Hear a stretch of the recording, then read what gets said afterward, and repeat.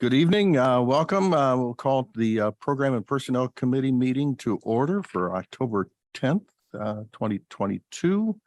We will start with the Pledge of Allegiance. We got a flag right over here. I pledge allegiance to the flag of the United States and to the republic for which it stands, one nation, under God, indivisible, with liberty and justice for all. Okay, I'll just run down the agenda real quick here. We'll have an invitation for public comment, and then we have calendar proposals we're going to look at, board policy for second reading, which was discussed previously, review of board policies, section 6, I think is what we're looking at tonight. We have some educational tours to discuss, the results of our board governance handbook work, and the discussion of the joint annual conference, and then an opportunity for future agenda items discussion, and then we will adjourn. Everyone okay with that agenda? And I'm actually on the right one this time. Last, it's confusing when they're backwards on the thing. Okay, so invitation for public comment. Do we have anyone that would like to speak to the board? No, going once. Twice. Mary, anybody from? None. None? Okay, well, that's good. Makes it easy that way. Calendar proposals, our first agenda item here.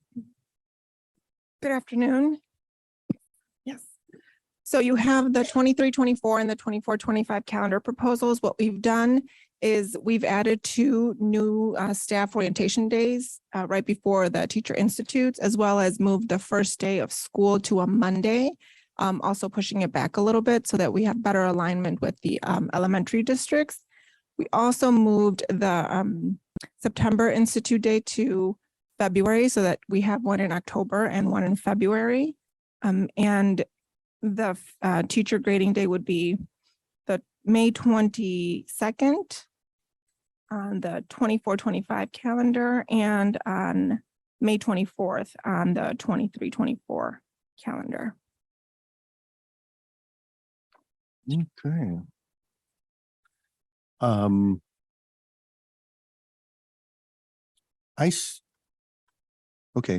looking at 2 different calendars here. 24-25. And these are both alternate versions that we have. Okay, I got them both. No, the alternate version is just ADA compliant version that you see. So it's It's just listed. just listing, whereas the other one is Okay. table format. I appreciate the responsiveness to the community feedback that we received, asking if we could push the first day a little bit later. And it looks like you took the opportunity to make some important and meaningful changes and use that to accommodate that request as well. So thank you for doing that. Thank you. And also thanks to our colleague Casey. I know you still participate Mm-hmm. on the calendar committee. How many years has that been now? Way too many. I actually talked to my daughter about this 13. 13. Yeah. That's a lot. That's good. Well, some consistency there. Any comments or questions? I was just going to say again, thank you for taking the feedback for the feeder schools. I think we heard that many times. My only other question, which I'm sure you've considered, is we had some students talk about the holidays.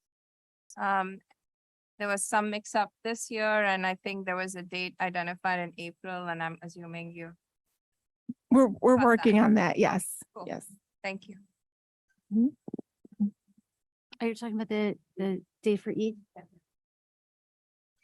Yeah, we've gotten some mixed messages. I reached out to the Islamic Foundation and spoke to someone there who gave me a date. And Brian reached out to a former student and we got a little bit of a different feedback. So I think we might have to just get a handful of folks together and just come to like a consensus on, as a district, this is the day that we will observe Eid on, whether it's the first day or the second day, and just stick with that moving forward. Okay. Yeah. Anything else? Any other comments? Thank you for the work on this. So we'll be voting on this at the board meeting. Next on the agenda, we have a board policy for second reading. This is the one regarding the fund balances. We discussed this last month. Any, And there were no changes No from changes, last no. month from the first reading. any further discussion needed on this one? This will come to the board and at the next meeting for a second reading and then adoption. Okay, it's another easy one down. Review of board policy. So we're going to discuss briefly section 6.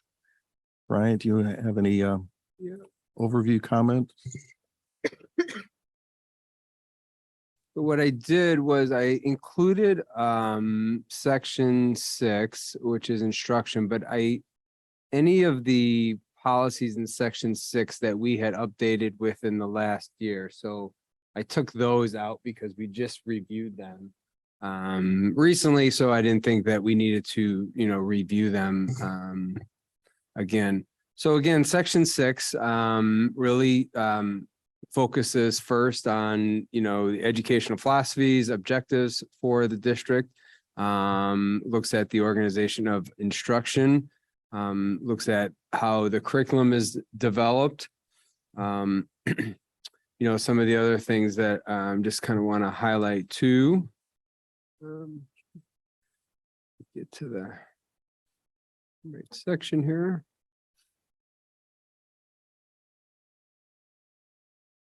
Got to get used to everything online here on board docs. It does also cover some of the things in like 6150 home and hospital instruction. And so, that's just something to highlight that, there are situations where students, because of a medical condition, may not be able to come into schools, but we do also work with our counselors, social workers, and if the students in special education, and work on home and hospital instruction with them. So just want to highlight some of that. Also, next thing, in section 6190, I want to highlight extracurricular and co-curricular activities, and it is in instruction section because it is also tied in, I think, with our curriculum, and it's an extension of the classroom. So I think that's important just to highlight that piece is also in our board policies, that extracurriculars are really, I think, an instruction and part of our curriculum. Some of the other things, 6210 addresses instructional materials. And I know we are also, looking at all of those and doing an equity audit and looking at that. And I think that's important to highlight that board policy governs our instructional materials, but then I think there are, the administration always takes a look at the materials that we have and make sure that they are following board policy 6210.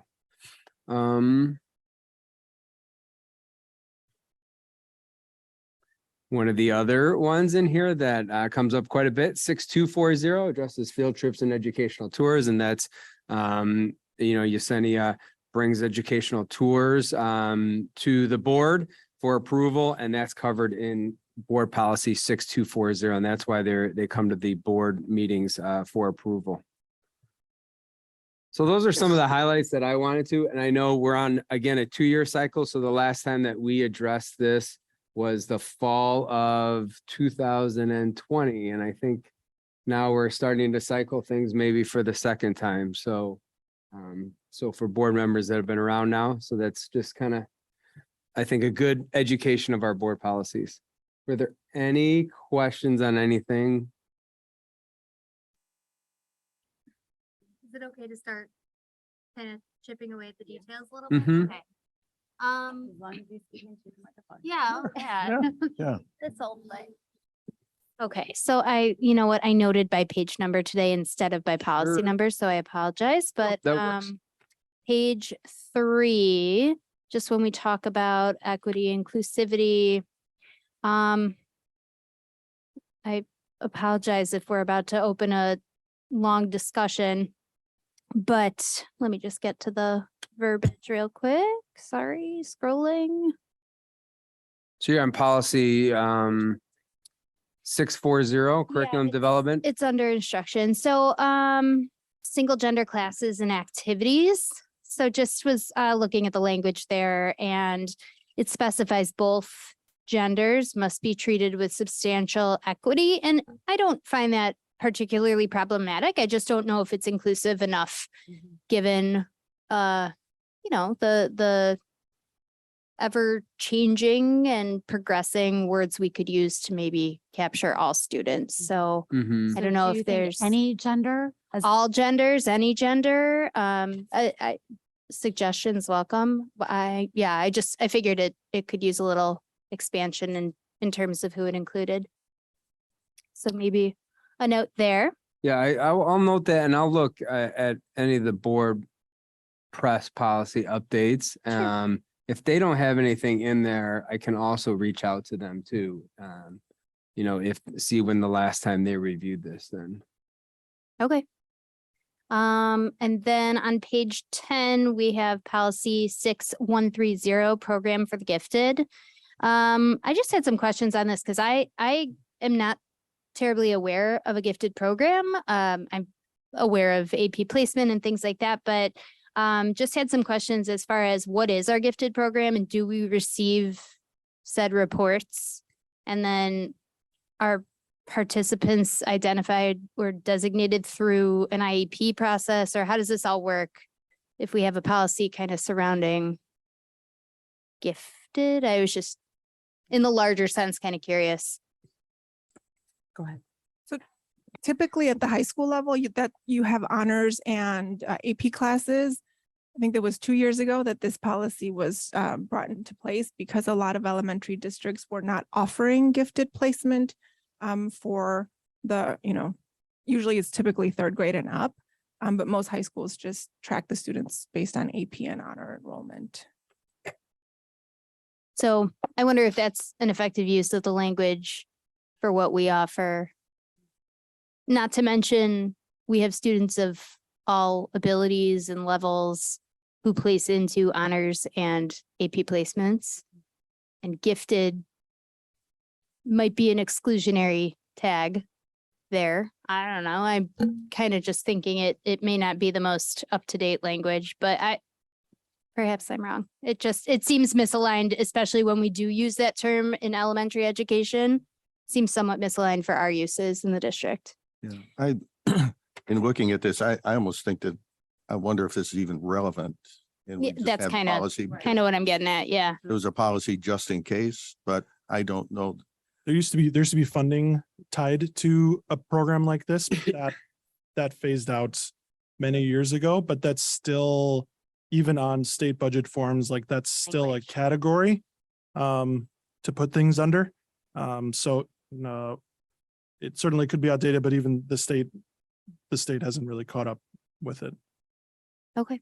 Because I think in some of our other policies, we talk about, having a more open enrollment process for Right. advanced placement courses and things like that. So we're sort of speaking out of both sides of our mouth. So I think that's an Precisely. excellent idea. Okay. And to piggyback on this, I think this may be one that we may want to visit some alternative language, because this really implies, if you read the first statement, superintendent or designee shall design an education program for the gifted. Right. And, in my mind, we really don't have a gifted program. We have AP programs. Correct. We have other programs Students to, and their parents and their counselors work together to design. yeah, their yeah. school. So I just wonder if there's a way that we can. Yeah, so I followed up with press here, and it says that the state law controls the policy's content to the extent that districts can qualify for state funding for the education of gifted and talented children, should such funding be available, through the Illinois compiled statutes. While a policy on programs for gifted and talented children is not required, a policy on accelerated placement is required, and that's in our next one on 6135 then. So this was adopted in 2006 and there hasn't been any changes. So, and it could be one that, One that could be eliminated. yeah. There's no more funding available. No, and really that first paragraph designates in order to qualify for state funding, should such funding become available. And if that's not a thing, I think it questions the necessity for the policy. Mhm. I'll follow up and see if we can. Thank you. Mhm. Bryant, I'm curious, is the new policy, or because I know you know these very sequentially, the one that talks about students who are proficient in a certain category of class, let's say college prep, how they would be automatically placed in honors the following year. I know that was new since 2 years ago. I'm wondering if it's under instruction or is that an equity policy? You know which one I'm talking Yeah. about? It's a state law that went into effect that during COVID, and I know it was one of those, how are we implementing it really well? I think it's going to be a somewhat change in practice for some of us. So I'd want to make sure the board understands that and that we have it reflected in our policies. I will have to look that one up. See where. Just for the board's knowledge, that particular policy is to try and across the state of Illinois, make sure that as students are, let's say, in a remedial class their freshman year, and once they're gaining proficiency, if they get a C or better, that we don't maintain them in remedial classes. That our default should be, once you've gained proficiency in that you then get elevated to be with your peer group or to be challenged more to try and overcome some of the barriers that we're seeing to all kids being represented in honors classes. So that, I know that's a law. I just couldn't quite see which, and I think it would be under instruction, like how, almost like this gifted policy, the idea of making sure, how are we ensuring all kids are challenged? Were we referring to that as diagonal mobility? Yes, Yeah. it is, but rather than having it be optional Yeah. almost, the state law now requires that we have a system in place, and the parent and the student can deny it, say, nope, I'm happy. But they said our default should be to continue to challenge students rather than have it be up to them to make that leap.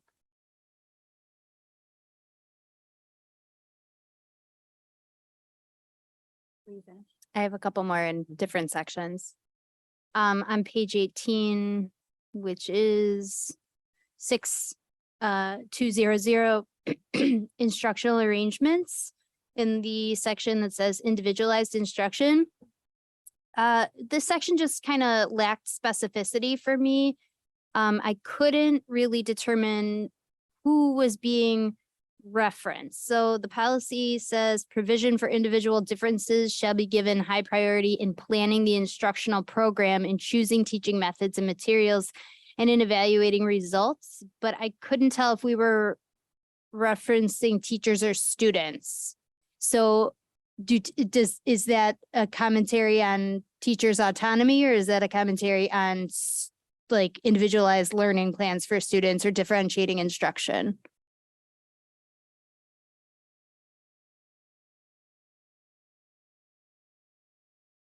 Does that make sense what I'm asking? Mm-hmm. Yes, I think I'm not clear on what shall be given high priority. So, yeah, I think I had, right. How do we measure? How do you measure that? How do you indicate high priority? How do you determine what requires high priority? It just seemed very general, like I said, lacking specificity. I think also the language here about team teaching versus co-teaching and some other things, I think we definitely need to update this Yeah, policy it's- beyond where it is now. Mhm. And then not only that, it kind of got me thinking about really how will this policy change? What will it reflect when we address our grading policy upcoming? And that's coming down the pike. So it may be this policy may be a bit of a moving target, if you will, but yeah. And then, finally, I had one on page 31.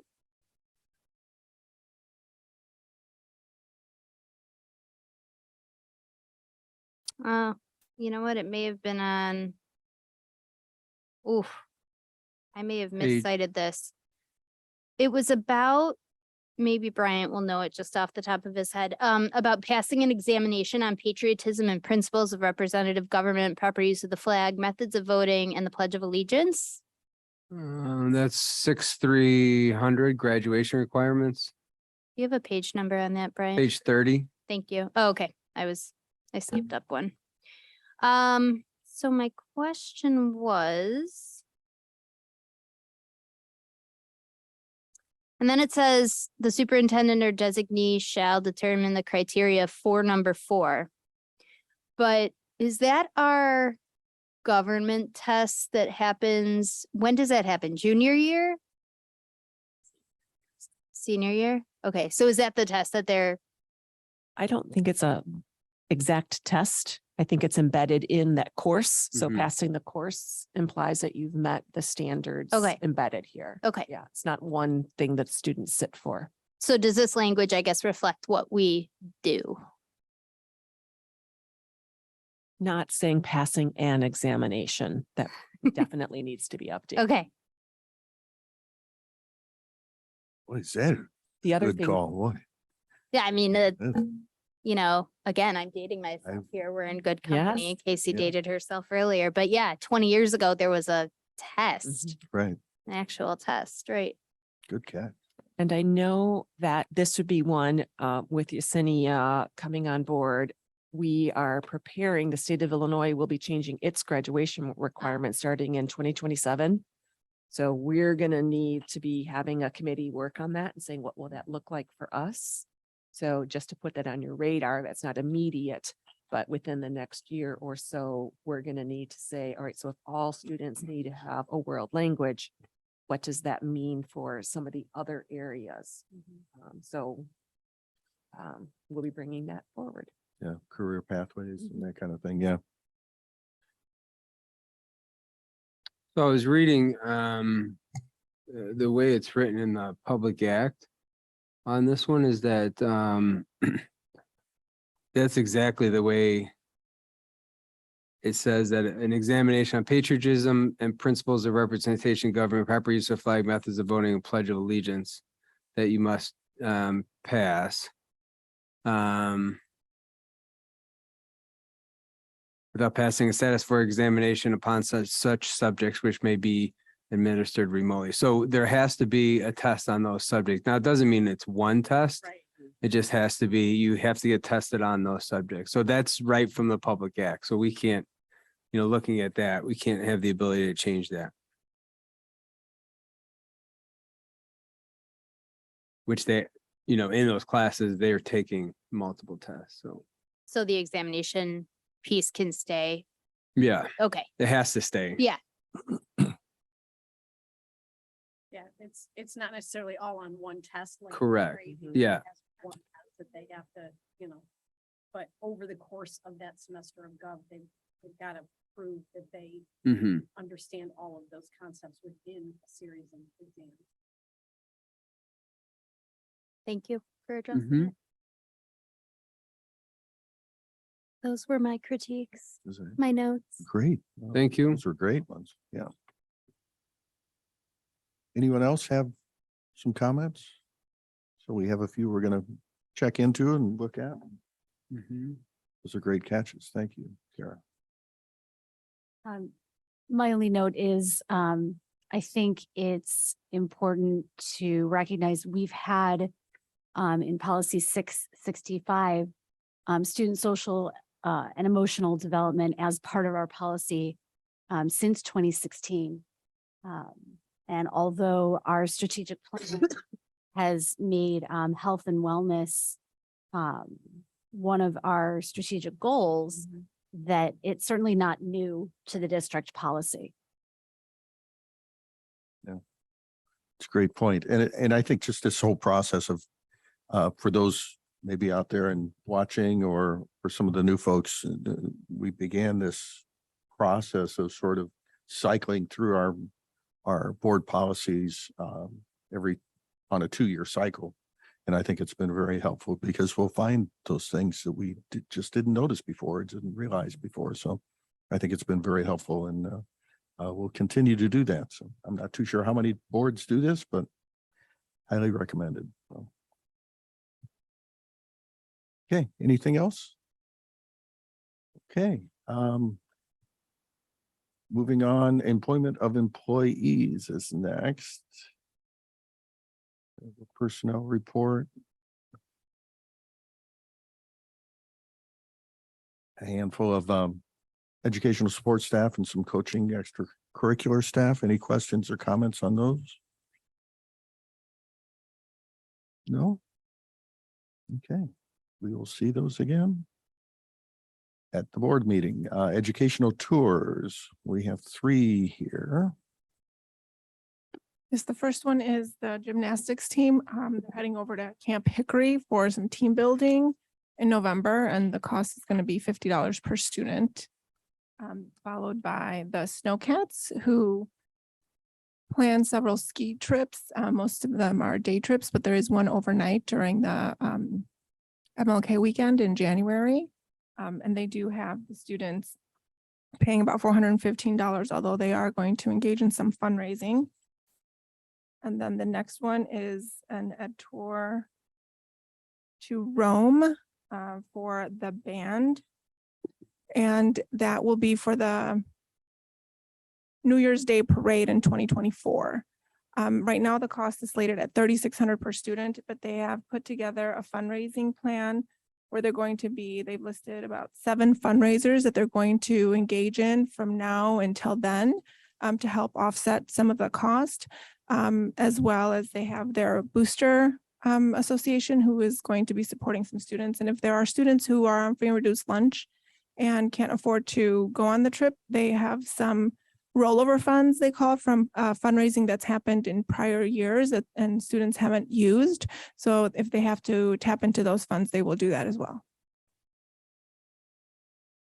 Great, thank you. Any questions or comments on any of these? We were just talking about Rome, and yeah, I think we'd all like to do that one. Looks like a great opportunity, and I appreciate the detail that the room trip went into with the significant fundraising efforts. So thank you. Thank you. Okay, anything else on those? Okay, we'll see those at the meeting. Board governance handbook. Okay, exciting. See what this looks like. Anyone want to step Oh, us through? I'll launch it. Lisa and I took our draft and polished it a bit and filled in a few of the gaps. And so what you have before you is the product that we collaboratively generated. We wanted to get this firm and approved. And then our second task, some of the things we put into the new member orientation, and there'll be some other ancillary materials. But we wanted to make sure we focused on getting this particular document approved, and then we'll go on to some of the other. I wanted to add that the board governance handbook talks about how the board does its work together. It's not meant to supersede district policy or be a supplement to the policy. The policy is what the district does. This board governance handbook is how does the board engage in the work. And this was something that we developed over the course of 2 long evening sessions together as a board. And hopefully everybody will see their ideas reflected in this product. It was a really exciting endeavor. And I really want to thank Dr. Herman. It was so great working together with you on this. I found the whole process extremely collaborative, and I found that your experience in multiple districts and multiple roles was incredibly helpful. And collaborating with you is great. You know, I don't get to work directly one-on-one with you every day. And this was a chance to really roll up our sleeves and put some meat on the bones of how we want to work together as a governance team. And it was a great experience getting to work with you and really appreciate how collaborative you are. It was a lot of fun. And I really appreciate everybody's efforts in every single one of us really dug in and had some meaningful contributions and words and ideas that went into this. So I'm really excited that we're able to bring this to fruition. So thank you to everyone. I appreciate the links to the relevant policies that govern how we work together. That, kind of made it more succinct. If someone wants to, they can go and read those policies and further understand how we work together as a board. And that was one of the things we talked about in our meeting repeatedly, is making sure we had those links in there. So That reminds me, a special shout out to Carol Scoden, who always, we it should be every meeting. It's because well said. In this particular case, once we got the words and the ideas down, it was really Carol that brought the finished product together The and index and the pagination and all of that. She did a wonderful job. yeah, the organization and the professionalism that she brought to the finished document really couldn't have happened without her. So special thanks to Carol We'll be sure to recognize her at the meeting. for sure. Yeah. So Right. this is great. Is there a process for any additional comments, whatever that you would like to have back from us after really digging into this a little bit and making sure that if we find a No, typo or something I that think we, this is the opportunity. this is the opportunity? Yeah, for us to discuss it. If there's anything that you are hoping to see that isn't there, or if something is worded in a way that needs to be further tweaked, I think you'll see that there are no new ideas in here from our last session together. There were a couple of areas that we had circled and highlighted and said, oh, this area needs work. The idea was agreed on, but how we worded it was not completely finished. So you'll see that in the finished product. But yes, I think we're hoping tonight to have any discussion if there are things that are of concern or need to be further addressed. And then it would be our intention to bring this back for formal approval by the board as the document that would guide how the board works moving Okay. forward. I thought it reflected our conversation brilliantly. I took it as the lens of being one of the newer board members. Would this have helped me on board to understand my role and understand what we do? I think it's going to be very helpful to a new board member coming up. I wish we had had this.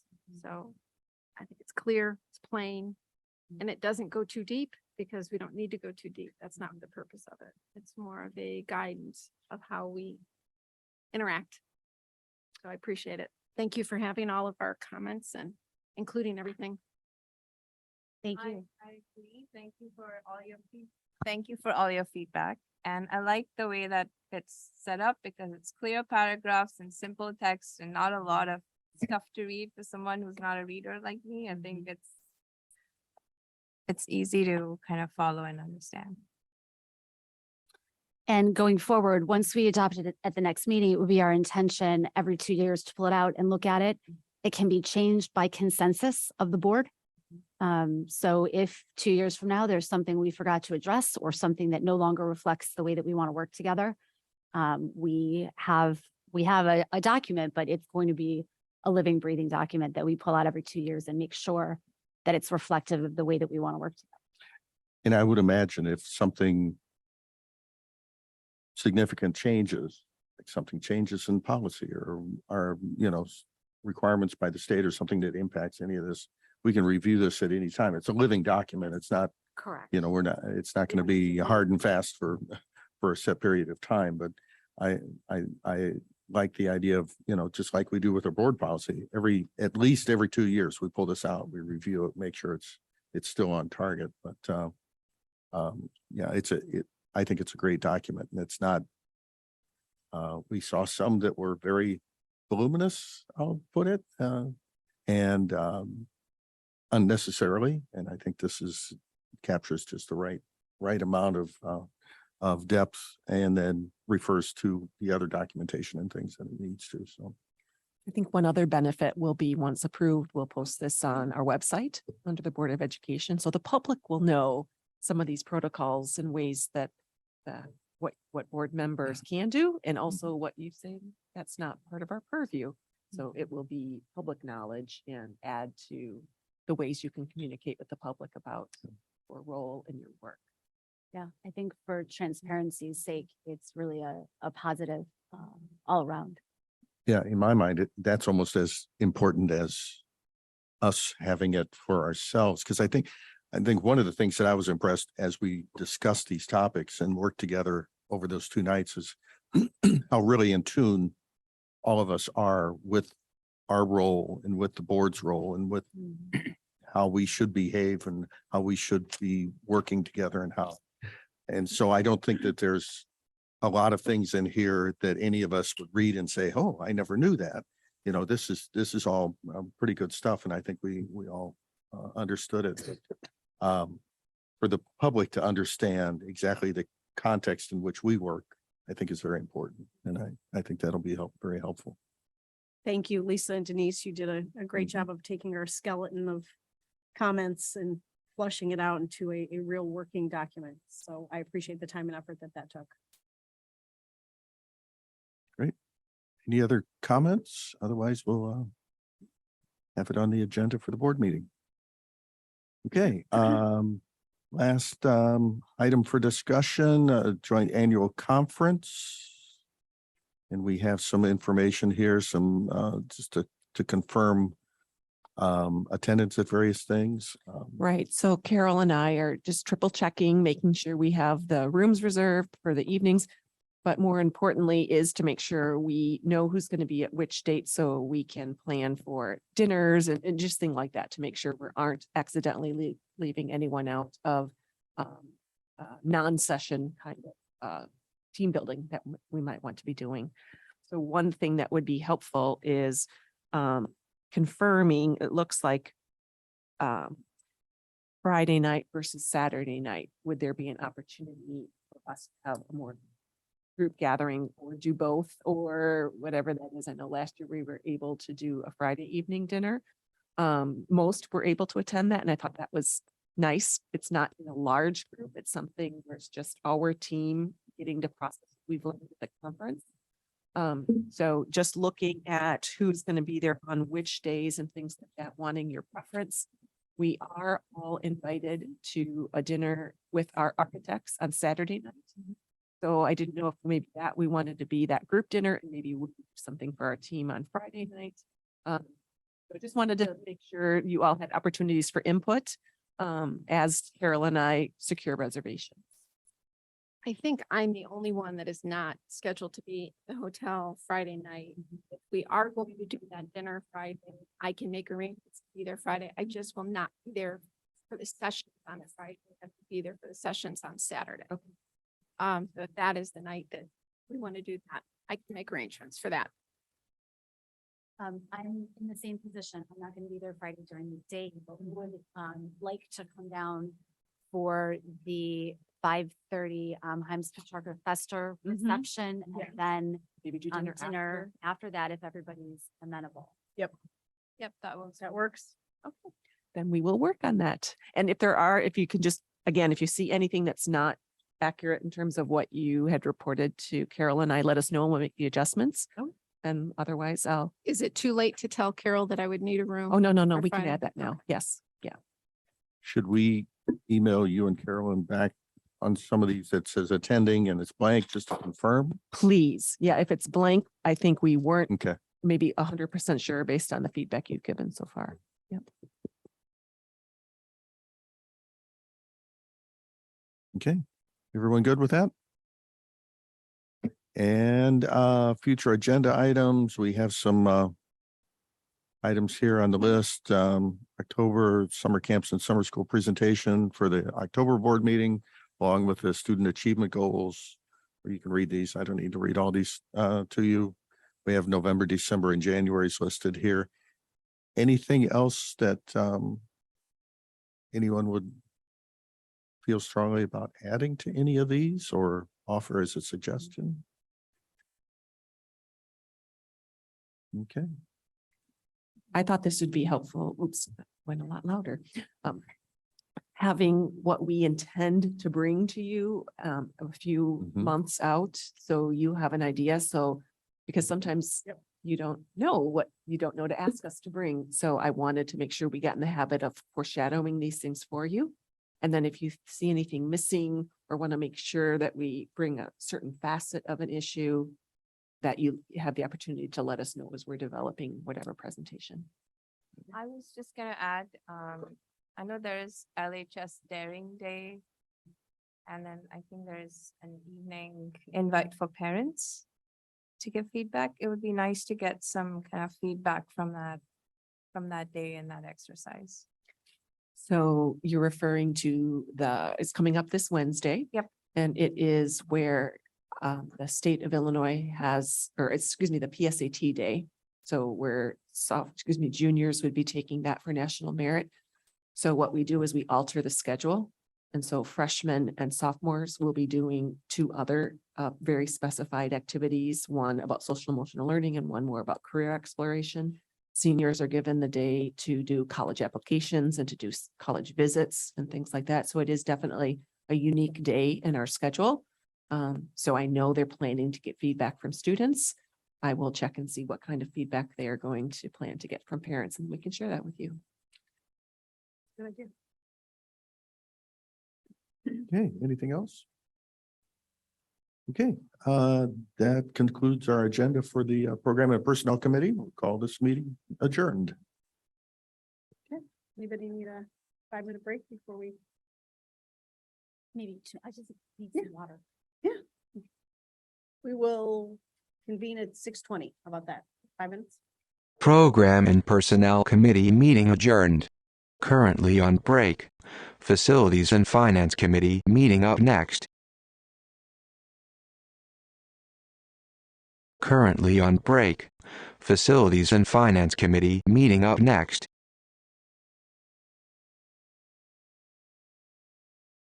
Currently on break. Facilities and Finance Committee meeting up next.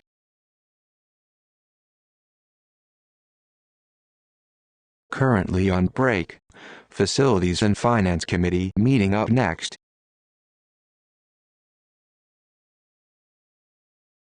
Currently on break. Facilities and Finance Committee meeting up next.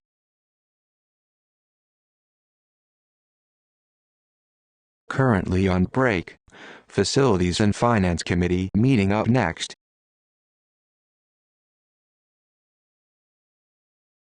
Currently on break. Facilities and Finance Committee meeting up next.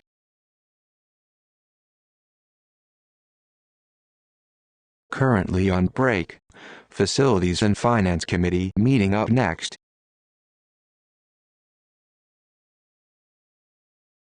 Currently on break. Facilities and Finance Committee meeting up next.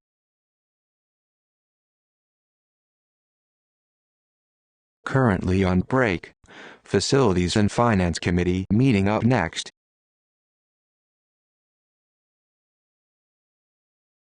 Currently on break. Facilities and Finance Committee meeting up next.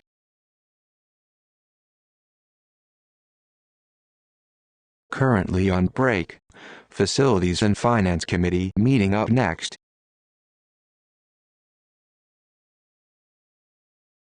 Currently on break. Facilities and Finance Committee meeting up next.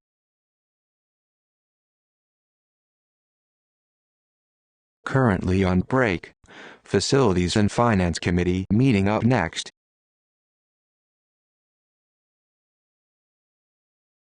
Currently on break.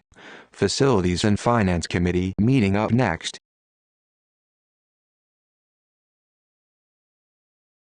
Currently on break.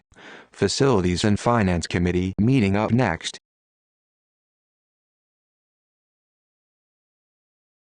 Currently on break. Facilities and Finance Committee meeting up next.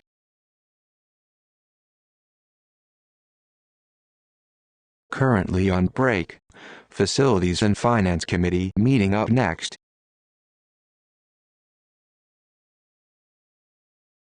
Currently on break. Facilities and Finance Committee meeting up next.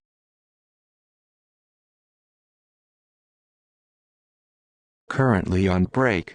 Facilities and Finance Committee meeting up next.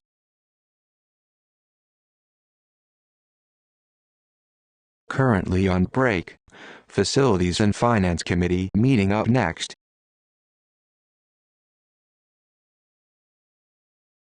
Currently on break. Facilities and Finance Committee meeting up next.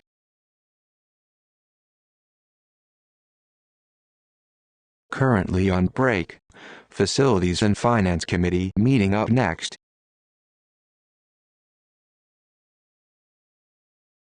Currently on break. Facilities and Finance Committee meeting up next.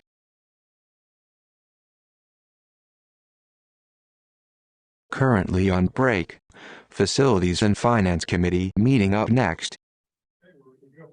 Okay, this calls to order the Facilities and Finance meeting for Monday, October 10th. It's 6:18 PM. We've already done the pledge. Invitation for public comment. Is there anyone present that would like to offer public comment? Mary, we have? No, okay. Moving on, our agenda includes the 2022 estimated tax levy presentation, one of the most important things we do as a board. Capital projects prioritization, fiscal year 2023 state maintenance project grant, and then a list of future agenda items. I believe we are going to flip-flop the capital projects prioritization, start with that, and then move on to the tax levy. Is that okay with you, Dan? Okay. So we will start with capital projects. 1 second. We're giving Dan a minute to catch up. Okay, so from a previous committee meeting, I don't know if it was last month, I can't remember, either last month or the month before. We brought to you a list of draft criteria in a bigger, which is part of a bigger conversation about how do we prioritize our capital projects? Because the reality we face is that there is not enough money to do every project that everybody wants to do. And so you have to prioritize. And that's tricky. And so we are trying to find a meaningful way to prioritize, to value the things that we value. And so our first step into that was try to develop criteria.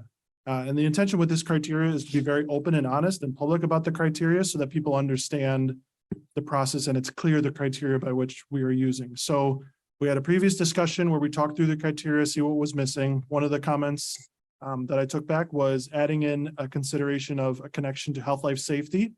And so we have added that in as a category of criteria, as a criteria. And then what we said was the next step is really kind of flesh out a draft of descriptors. So in each of those criteria, really there will be a rating.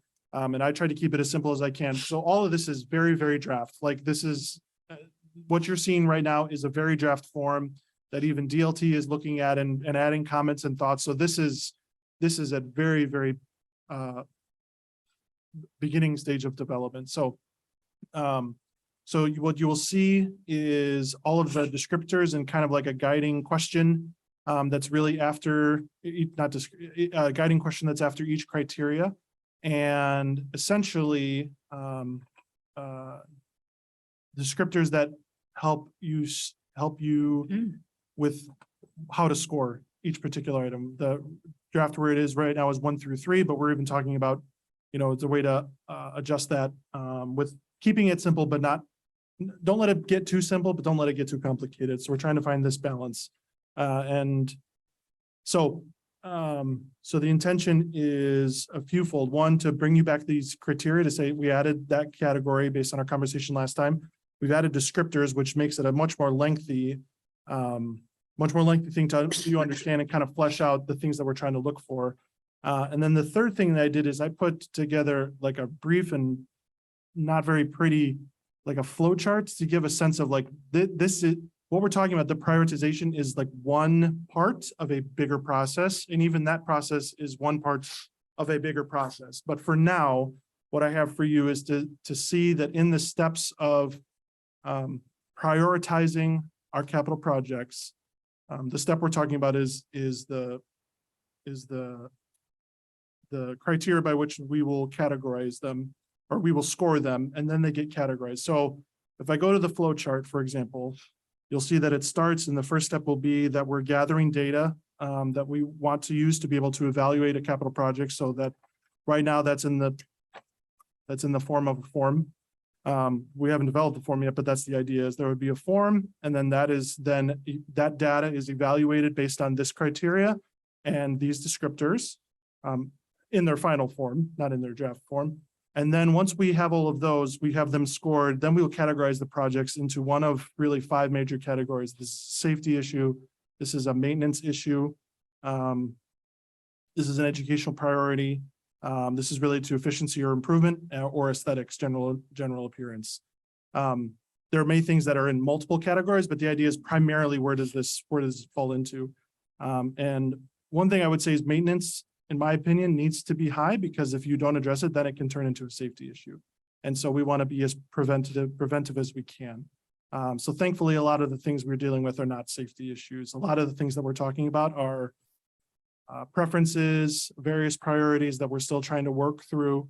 And there are definitely things that are on there that are about, we would like to just make this better.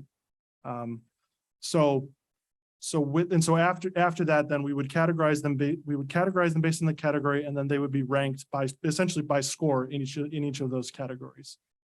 So the feedback that I'm looking for is, you've had a chance to see the criteria before. Now you've seen it again with that addition of the health, life, safety. How does that feel? Any feedback on that in terms of like, maybe this piece is missing?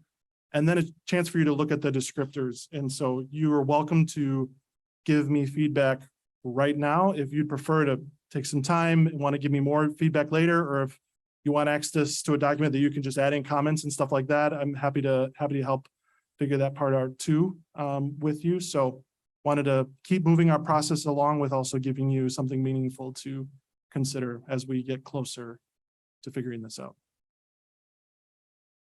Dan, within the categories, so organizational alignment, student impact, and system improvement, those are all ranked the same, right? None of them are given a heavier rank than the other? Correct. It was just a way to try to organize the criteria. Like I had just a huge list of criteria. And honestly, it was Denise's recommendation, is the way that we can kind of like make this feel not as big. And so based on just looking at them and kind of putting them together, it seemed like these were the 3 themes that came out of there, but not any one theme is more important than another. Yeah, and I agree with the categories. I just wanted to make sure that we weren't rating any of them heavier than the others. So just to be clear, what can you describe maybe a timeline for when we want some of this solidified and when we're going to start using this, just to get an idea of how quickly we need to respond? I would like to have this figured out before the calendar year is done. Okay. Because we want to use this to inform our summer projects. And so we're working on the back end. Mark's working on different projects lining up.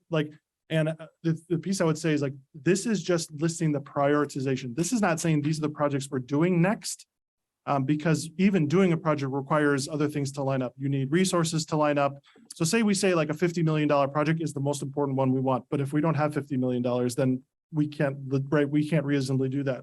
Another thing that we're dealing with is supply chain issues. So Mark trying to anticipate what is he going to be able to get within a 10-week window next summer is very, very difficult to predict. And so he's actively trying to figure out, all right, what projects can I move? Because if I can't get it when school is out and have it ready for that, then I can't do that project. So Univents, for example, was one of the things on his list that he's realizing he's not going to be able to get in time for summer. And so he's trying to kind of move some pieces around. So logistics is another thing that we're trying to figure out too, that feeds into like what we actually do versus what we want to do, right? So the prioritization tells us as a system, these are the things we want to do.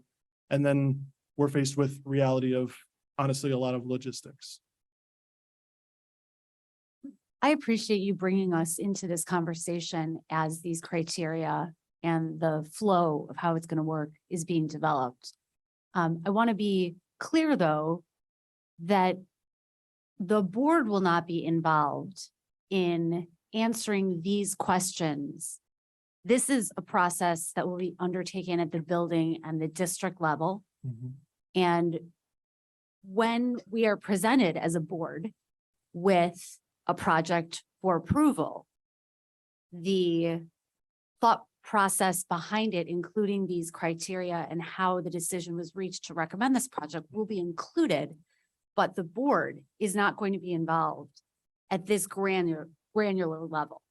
It's not my intention for you to be. It is not my That's a good intention point. for us to be, and I just Good wanted point. to be sure that not only were we clear, but the public was clear, that those aren't conversations that the board is going to participate in, and that I'm very grateful that you're getting our input on how these descriptions are being developed and how the criteria is being developed, so that when we are presented with a project, we've already agreed on and participated in, the development of the criteria and how things will be prioritized, but we as a board will not be answering the questions in the descriptions. And I Correct. just want to be crystal clear on that. Absolutely. And Dan has shared this also with the district leadership team. We've had some rich discussion on, this criteria so that we're involved with it, so that as we prioritize this, that he's not just throwing a piece of paper that he came up with, that we were involved in discussion. So I think our leadership team had some rich discussion, just like you are. Some of the same questions you're asking, we're asking too, that we've asked. Great. That's good to know. Yeah, I think the overall intention for this is we want to be able to prioritize our projects in a meaningful way that makes sense, because for you to know, but also when we have to say we are not going to do this project and instead we're going to do this project, that we have, I think, a clear data and transparent criteria for people to understand. Because behind every project that you've ever seen, or a list that you've seen, or lists you haven't seen, are some very, very passionate people that really want this project to happen for a variety of fantastic reasons. Just the fundamentals we face is there's just not enough money to do all of it, right? There never is. So we have to figure out a process to prioritize these things. And this is our attempt at trying to do that in the best way that we can. So I know some of the descriptors help kind of flesh out, like, what are you really trying to get after? What is meaningful? Some of those things we're still trying to figure out. Thank you always for taking everyone's feedback and coming back with an update. I always appreciate that. I have sort of two questions. I think one that Casey, you alluded to, is where you have the broad categories. Are those going to be weighted as in one is more important than the other? Or are they all considered of equal weight or equal importance?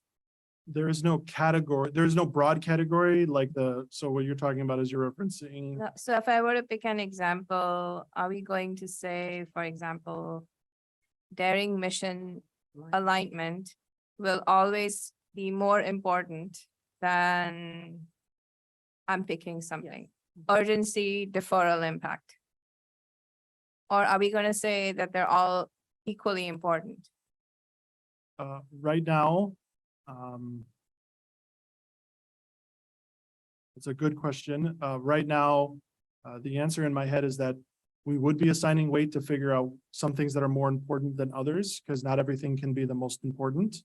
But we haven't really fleshed that out. So there's not one broad category. So what I meant was there's not like organizational alignment is not a greater weighting than student impact, but you could have criteria in there that, like, for example, number of students, like if this can affect a ton of students, like that means more to us than something else. And so we haven't really fleshed out weighting yet. So weighting is still a huge thing that we're still trying to navigate through. But we don't have progress on that yet. We know that in your workplace, you do some of this work. So if there are any Give us some strategies or examples. models that you'd like to share with us, we would be open to, not that it's the same, obviously you're working with different content, but the idea of here's an example of how this particular project group rated this one higher priority and weighted it this way, and the other criteria is lesser weighted. Yep, I'd be happy to share. I mean, I had one more question. No, but on that same topic, if you don't mind, Go ahead. just to piggyback on that, in terms of weighting, what I might suggest is to actually take this and we get this framework and run a couple projects through this weighting system or through the prioritization system and just see how they fall. Because I think in general, we've been doing this for many, many, many years, maybe over 100 years in terms of prioritizing our capital projects each year. And often it's done, you know, very effectively but I understand the need to do some sort of transparent, this is how we're going to structure this. But I think it would be helpful to in order to see if there's some areas that may need to be weighted in a certain way to get the results we really need, or to more importantly, to exclude those unanticipated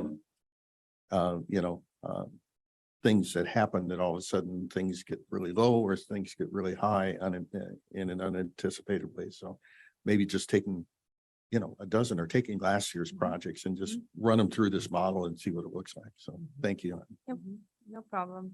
And my second kind of question was on your flow chart, there is a box that says categorize projects and there's a bunch of categories. Mhm.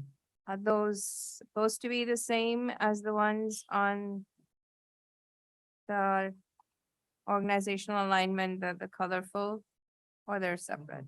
Those are separate. So that's what is throwing me. Sure. So the broad categories that the criteria are just organized around are just to try to get a sense of they're trying to get a sense of the general categorization, I guess, of the criteria we're talking about. But each project needs to get categorized into either this is a safety issue, this is a maintenance issue, or this is an educational priority. So this is, once we've scored all of those, then we categorize them into one of those 5 areas. And it's really those 5 areas. So basically, if something's a safety issue, it's getting done first, like no matter what it's scored, relative to something else that it maybe is an aesthetics issue. To say that at the end of the day, so really the idea is the weighting is, or the scoring is really in that category. It tells you what's prioritized in that category. So we need to add very clear definitions to what constitutes safety versus maintenance versus educational priority. So if that's like an automatic, what is safety? Having all of us be on the same page by what constitutes something going from maintenance to safety is going to be really important too. And likewise, if it falls into multiple categories, because it might be a safety issue, it might be a maintenance issue, and it may be instructional in nature, all combined. So it's, how those things would be weighted. Because again, getting back to sort of the concept of running these running projects through the model, if that's the case, then purely aesthetic things will never get done. And there may be some aesthetic things that almost fall into maintenance, or almost, that you might consider, or they're small enough projects that to get done. I don't know. I'm just, I think there's some nuances there that we need to look at in terms of those categories and how they combine and or weigh against each other. Yeah, I think the idea is, I definitely think some will be in multiple categories, but I think the idea was that we should be able to clearly define, and you would know primarily what category this falls into. Like roofs, for example, the roof getting replaced like that. It's not leaking, it's not a safety issue right now, but it needs to get replaced so that it doesn't become a safety issue. But it also could be a not very pretty looking roof. Or you could have a roof that's perfectly functional. I'm just using that as an example, that it's perfectly functionally roofed, but it's not very pretty. We may just say like, we need to prioritize other things about this. But yeah, I agree, fleshing out those definitions to be, again, making sure it's clear why something is ranked above something else. Yeah, my fear would be somebody would generate a project that insists it's a safety issue when it's maybe not really a safety issue, but just to get the priority up. But Correct. Yeah, it would not be the person submitting it that tells it that, like, they would probably indicate in what category they think it would be in, but it really would be the review committee that figures out what category it truly belongs into.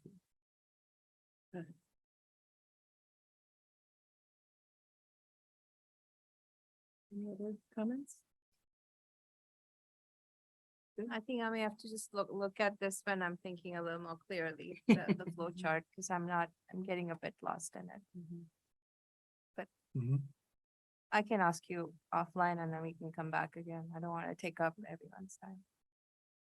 This isn't anything we're gonna be voting on at the next meeting. We're just continuing to refine and reflect on what we want this to look like. So, Mhm. thank you, Dan. I know it's a lot of work. We good work. appreciate it. Yeah, it's something we need to do, put a framework around this. So, any other comments? or- Can I just confirm that the discussion we had was helpful in terms of you moving forward? Yeah, and Because- if you look and have more feedback, like, yeah, I'd love to hear it. Because it was helpful, like, for example, like, one of the feedback that, you all shared last meeting was the idea of having the strategic plan. Should it say 3 or should it stay 1? And then we met the next day, I think, and talked as a DLT. And the sense from DLT was unanimous that it should stay 3. And so that's why, like, all right, I kept that as 3. I guess I didn't tell you that, but that was an example, like we flushed through that and kept that there, but went back and changed something else. So this is all very helpful feedback, because at the end of the day, you're going to be voting on these projects, and to move forward with them. And there's a lot of action that you will eventually be involved with. And I think it'd be helpful for you to have the appropriate data to say, this is why we were behind this project and not this other project. Is there a milestone date coming up? The reason for my question about whether or not this discussion will help move things forward. I don't want you to feel as though you're still waiting for feedback from the board before you can move forward. So is there a date by which, if we have further questions about this or thoughts, it would be helpful for you to have those questions?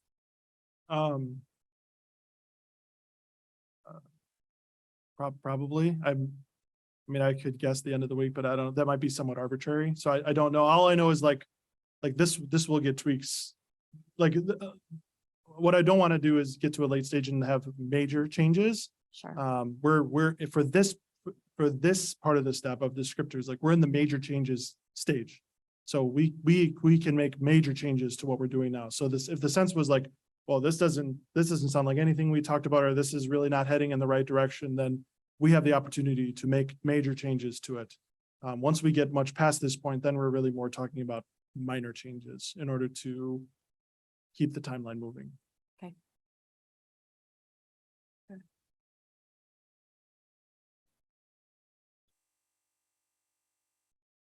Sounds good. Okay, are we ready to move on to tax levy presentation? Okay. Take it away, Dan. All right. Thank you, Eli. Good point. Give me 1 second.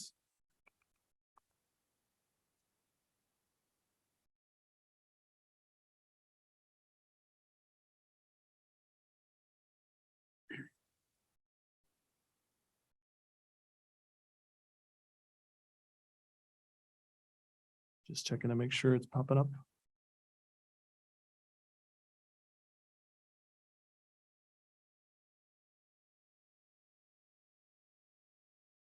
Let me try that again.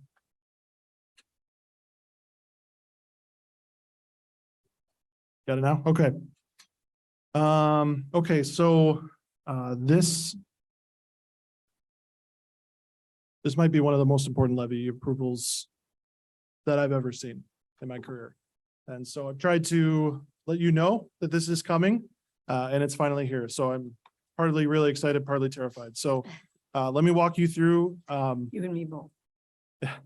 There's a lot here, and I know there's a lot here, but this decision before you, quite simply, will either secure our financial stability or it won't.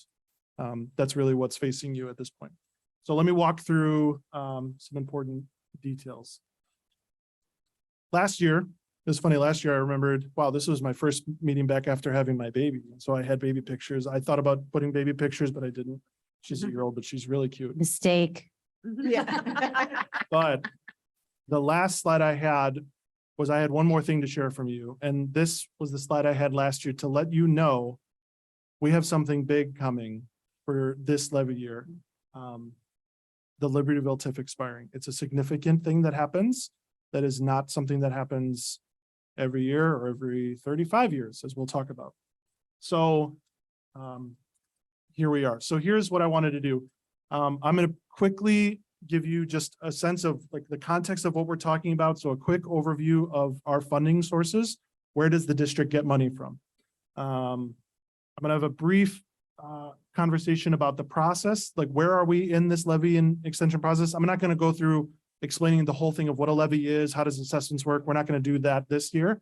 But I'm going to briefly tell you like where we're at and some economic conditions that we find ourselves in.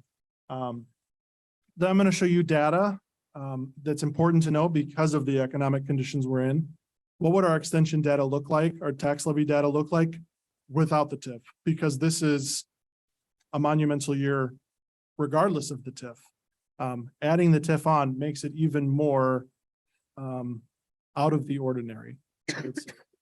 So I'm really going to show you like two versions of this. The first version is if the TIF was not part of this conversation, because even that alone is very significant.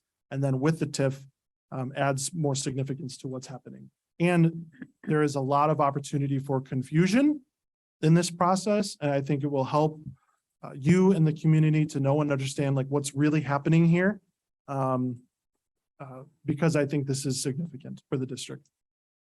So sources of revenue. So as a reminder, the district gets money from basically three major sources: the local community, which is mostly property taxes, that'd be like interest income, school fees. We get money from the state. That's evidence-based funding is the primary method. We get reimbursements for special education, transportation. And then federal money, primarily we get that through the Individuals with Disabilities Education Act funding and through title grants, things like that. This is a chart to show you the uniqueness of District 128 relative to everything else. We're not relative. You find a lot of this on the North Shore of Chicago, but what you find on average in the United States is state and local share essentially a mostly equal portion on average in the United States, and then the federal kicks in some money. In Illinois, what you find is about 2/3 of it is local, and then about a little less than a third, about a quarter from the state, and the rest picked up by federal.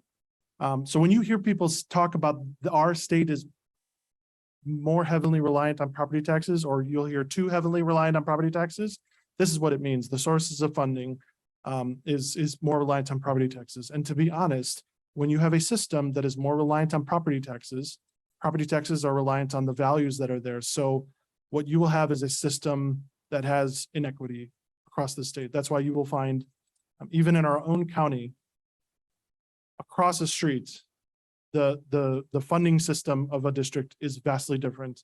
And to be honest, that's because of the system that the state has created for funding this. So that's what typically you find on average in Illinois. But for District 128, the vast majority of our revenues come from the local, which the vast majority of that is property taxes. So there's very little control that you have on other sources of revenue. You don't really control how much money you get from the state. You don't control really how much money you get from the federal. But you have significant control over your levy. But there are a lot of rules around it. And my job is to make sure that you're informed of those parameters so that you make an informed decision, because honestly, like, this is a significant part of district operations.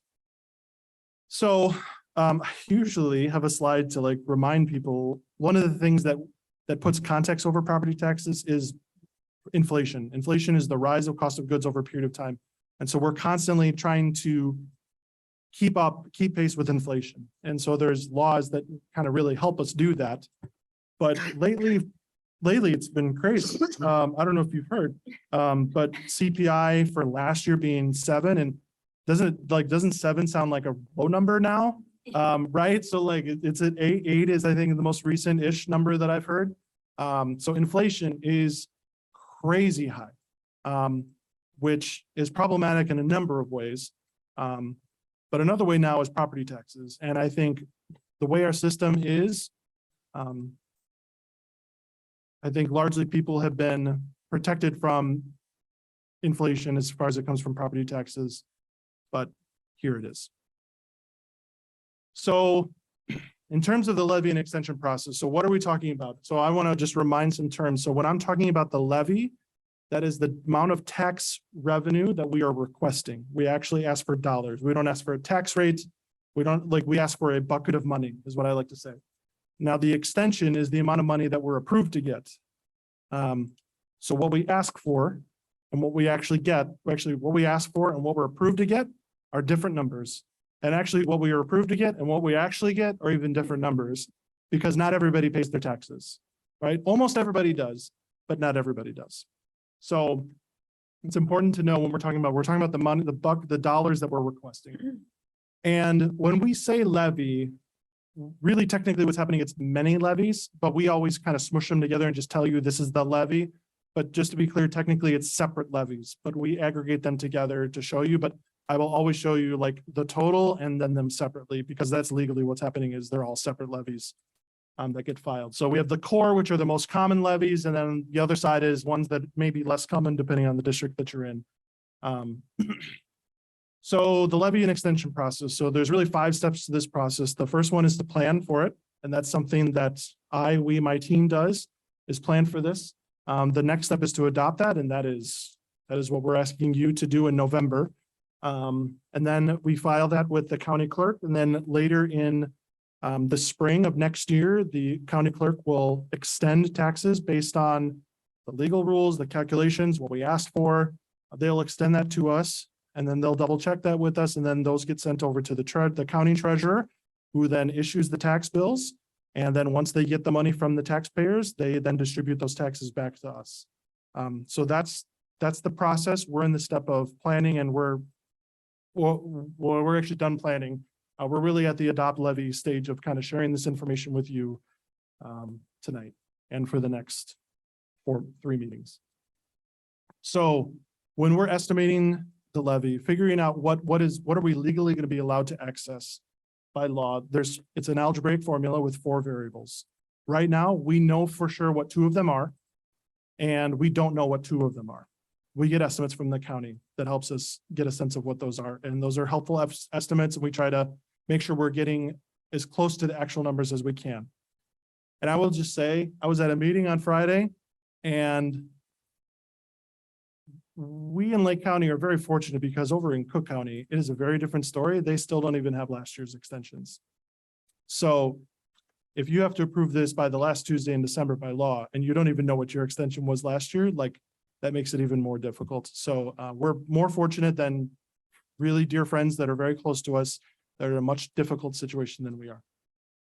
But we will know those other variables in the spring. Unfortunately, we have to approve our levy by the last Tuesday in December. So we have to guess, but we try to make accurate guesses, and we've been pretty accurate so far.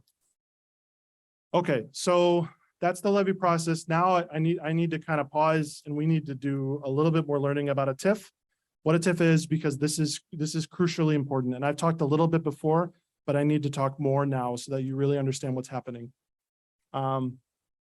So tax increment financing districts, TIF districts. This is, I know, sorry, I'm kind of looking at there. This is a tool for local governments. So when you hear local government, you think municipalities. This is not a tool for us, for school districts. This is a tool for villages, cities, those kinds of things. And what it's intended to be is a catalyst for redevelopment, right? So it's meant something to spur on redevelopment in an area that's considered blighted, like blighted, rundown. It's got a legal definition with it, but that's important. And so what happens is at the beginning of a TIF district, so tax increment financing district, whatever the values were at the beginning of that TIF are frozen to the other taxing bodies. So for the schools, the libraries, whatever else is there, whatever that value is, was frozen.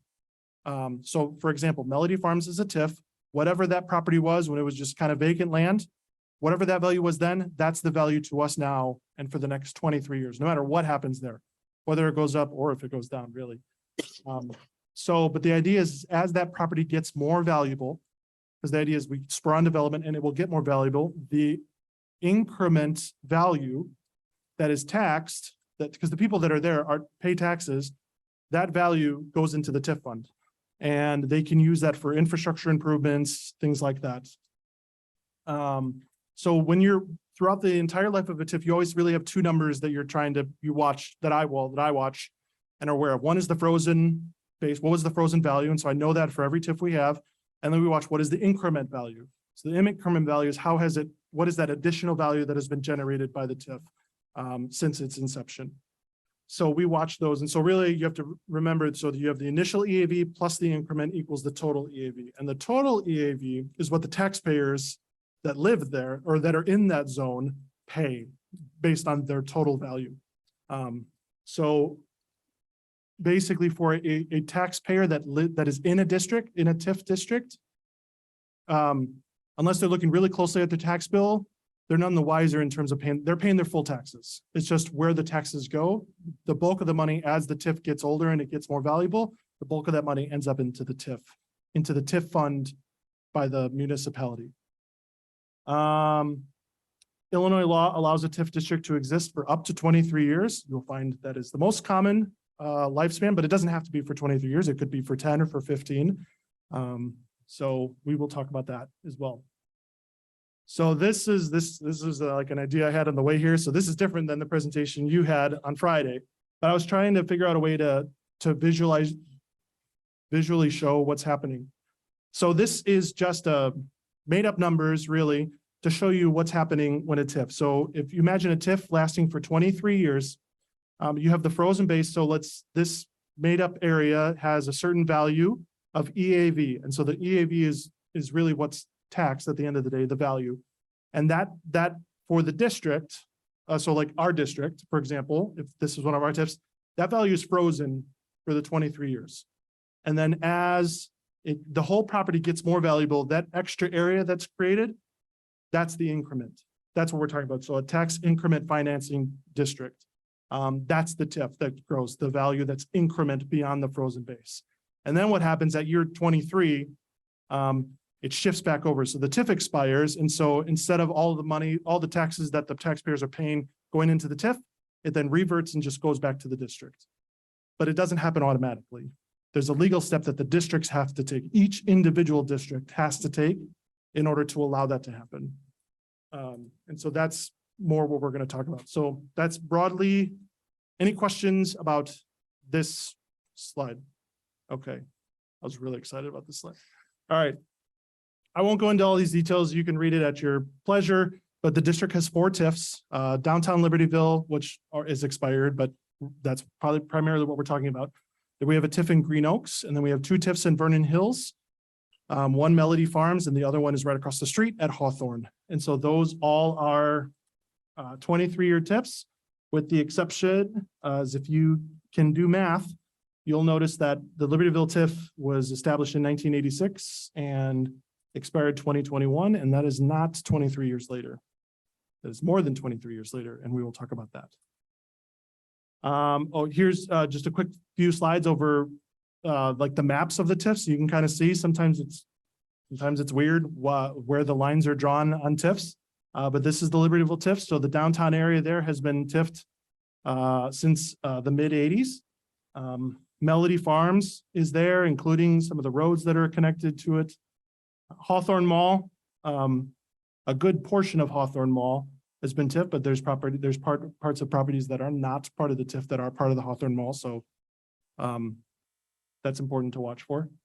And then Green Oaks, this is the TIF in Green Oaks. So this is down Rockland Road, like across the highway into that area. And so you can, again, it's kind of weird to see sometimes how some of these lines get drawn, but that's what the Green Oaks TIF looks like. All right. So that's more of a process and a little overview about TIFs in general. the next thing is like the economic conditions that we're in, right? So I told you about inflation. Well, we're at a historic levels. Well, we're now even more at more historic levels, but back in December of 2021, we were at historic levels for CPI, and CPI was at 7%. That is the first time that CPI had been at that high since property tax cap was put into place, and that was in the early 90s. And so we've never had it that high. And that's important because that's something that's something we're fighting against in terms of like, that's something we have to address in a lot of areas. But that also is important for property taxes because CPI is the single EAVs matter, but the single most important number that affects our levy is what is CPI. So that 7% being that high is massively significant. With that, another important law is the Truth in Taxation Law. And so what that law says is that no less than 20 days before you adopt the levy, the board has to estimate the levy. And if we're estimating that the increase is going to be more than 5%, then you have to do a levy hearing. You can always do a hearing. You can do a hearing on anything you want. But if you're going to ask for more than 5% legally, you have to have this hearing. And with that hearing, you can't just have a hearing. You have to have a very specific notice published in the paper with very specific language on a very specific time frame in a very specific part of the newspaper with very specific font. Like it's very, very particular. And the intention is to make sure that people really know and see this is happening. So the law is meant to say like, hey, this is significant and you need to pay attention. And so this will kick in. So you always have to comply with this law, but the compliance looks different. If you're asking for less than a 5% increase, hearing is not required. You can always do a hearing, but you don't have to. But if you're going to ask for more than 5% increase, you have to have a hearing by law. Okay, that is a brief look at the district, some of the conditions we're talking about. Now we're ready to look at some data. So now we're going to pretend the TIF is not existing right now, and that's not part of this conversation because just these numbers alone are significant. Are we ready to go? We're all right in there? Okay. So here's the estimates. So on the whole, this is a breakout of our district by EAV, by category. So the largest category that you find in most districts is going to be residential. And that's no different from us. One of the things that helps us be very strong and diverse though is the size of our commercial and industrial. That sometimes is the difference between a rich district and a not rich district is what is the commercial industrial like? So if you did analysis like this about other schools, you probably will see a correlation between that. So what we have here is basically showing EAV is increasing in total. About existing EAV is about 3%, and then you have regular new property on top of that. So values going up on average. Dan, can you just do a quick definition of EAV just as a review? Sure. EAV is the equalized assessed value. So so your house has a fair market value, right? Fair market value is what a willing seller and a willing buyer will agree to exchange property. So your fair market value, let's say your fair market value of your house is $300,000, for example. The assessed value is always 33.33% of that for residential. So if your home has a fair market value of 300,000, your assessed value would be 100,000. And then what happens is the state, so the Illinois Department of Revenue will step in and look at the counties as a whole and try to get a balance of everything and get a sense like, in their opinion, how accurate were the township assessors and the county assessors in doing their job, and they can apply a factor. So if they did a great job, the factor will be 1. So if your assessed value is 100,000 times 1 is 100,000. But sometimes it's not 100, it's not 1. So in Cook County, for example, it's always like 2 or 3% because they don't assess a lot of values at a third. They assess them at different levels. So it's a little tricky, but for our purposes, the equalization factor is almost always 1. Sometimes it's very close to 1. So that's really what we're talking about. It's the value of the taxable, it's the taxable values of the properties in your district. So there's things that you can't tax, like you can't tax houses of worship, some hospitals you can't tax, federal government property like these. We don't pay taxes on our high school, right? So nobody can tax, like the library can't tax our properties here. So that so it's the taxable values in your district. Thank you. Does that help? Yeah. Yep. All right.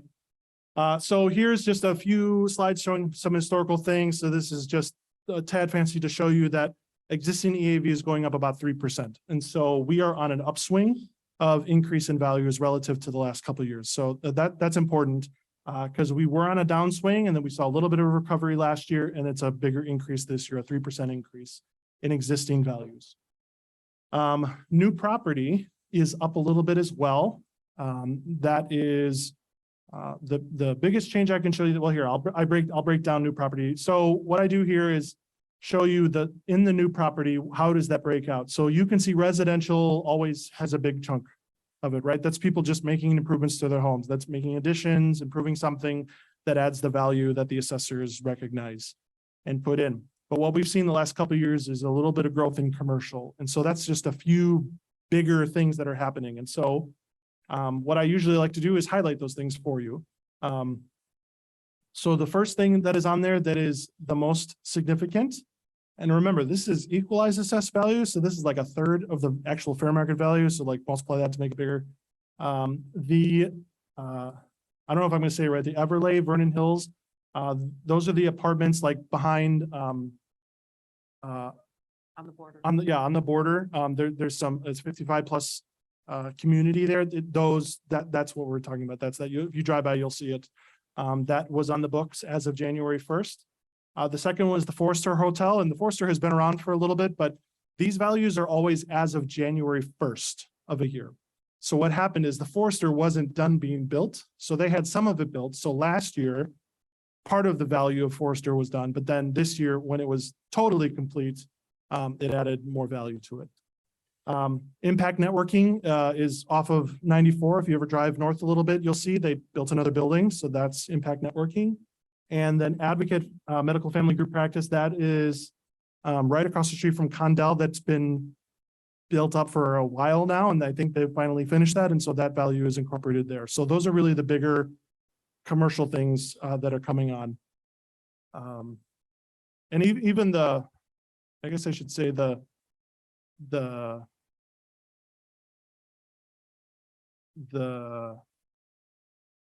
pretty sure the living place is considered commercial versus residential, but I may be wrong. But anyways, that's one of the highest new property increases.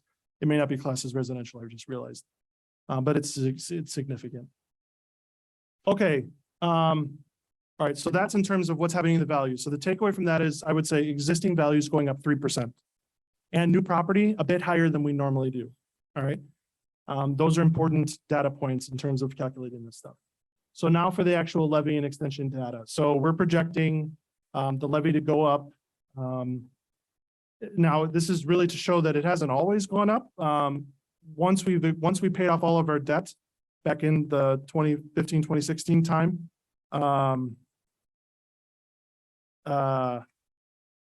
you can see it's a pretty steady increase there. This is a reminder that the district has no debt, and this is definitely an advantage in some respects to owners that live here. We get comparisons all the time to other districts, and if you look at other districts, they have debt, but we don't.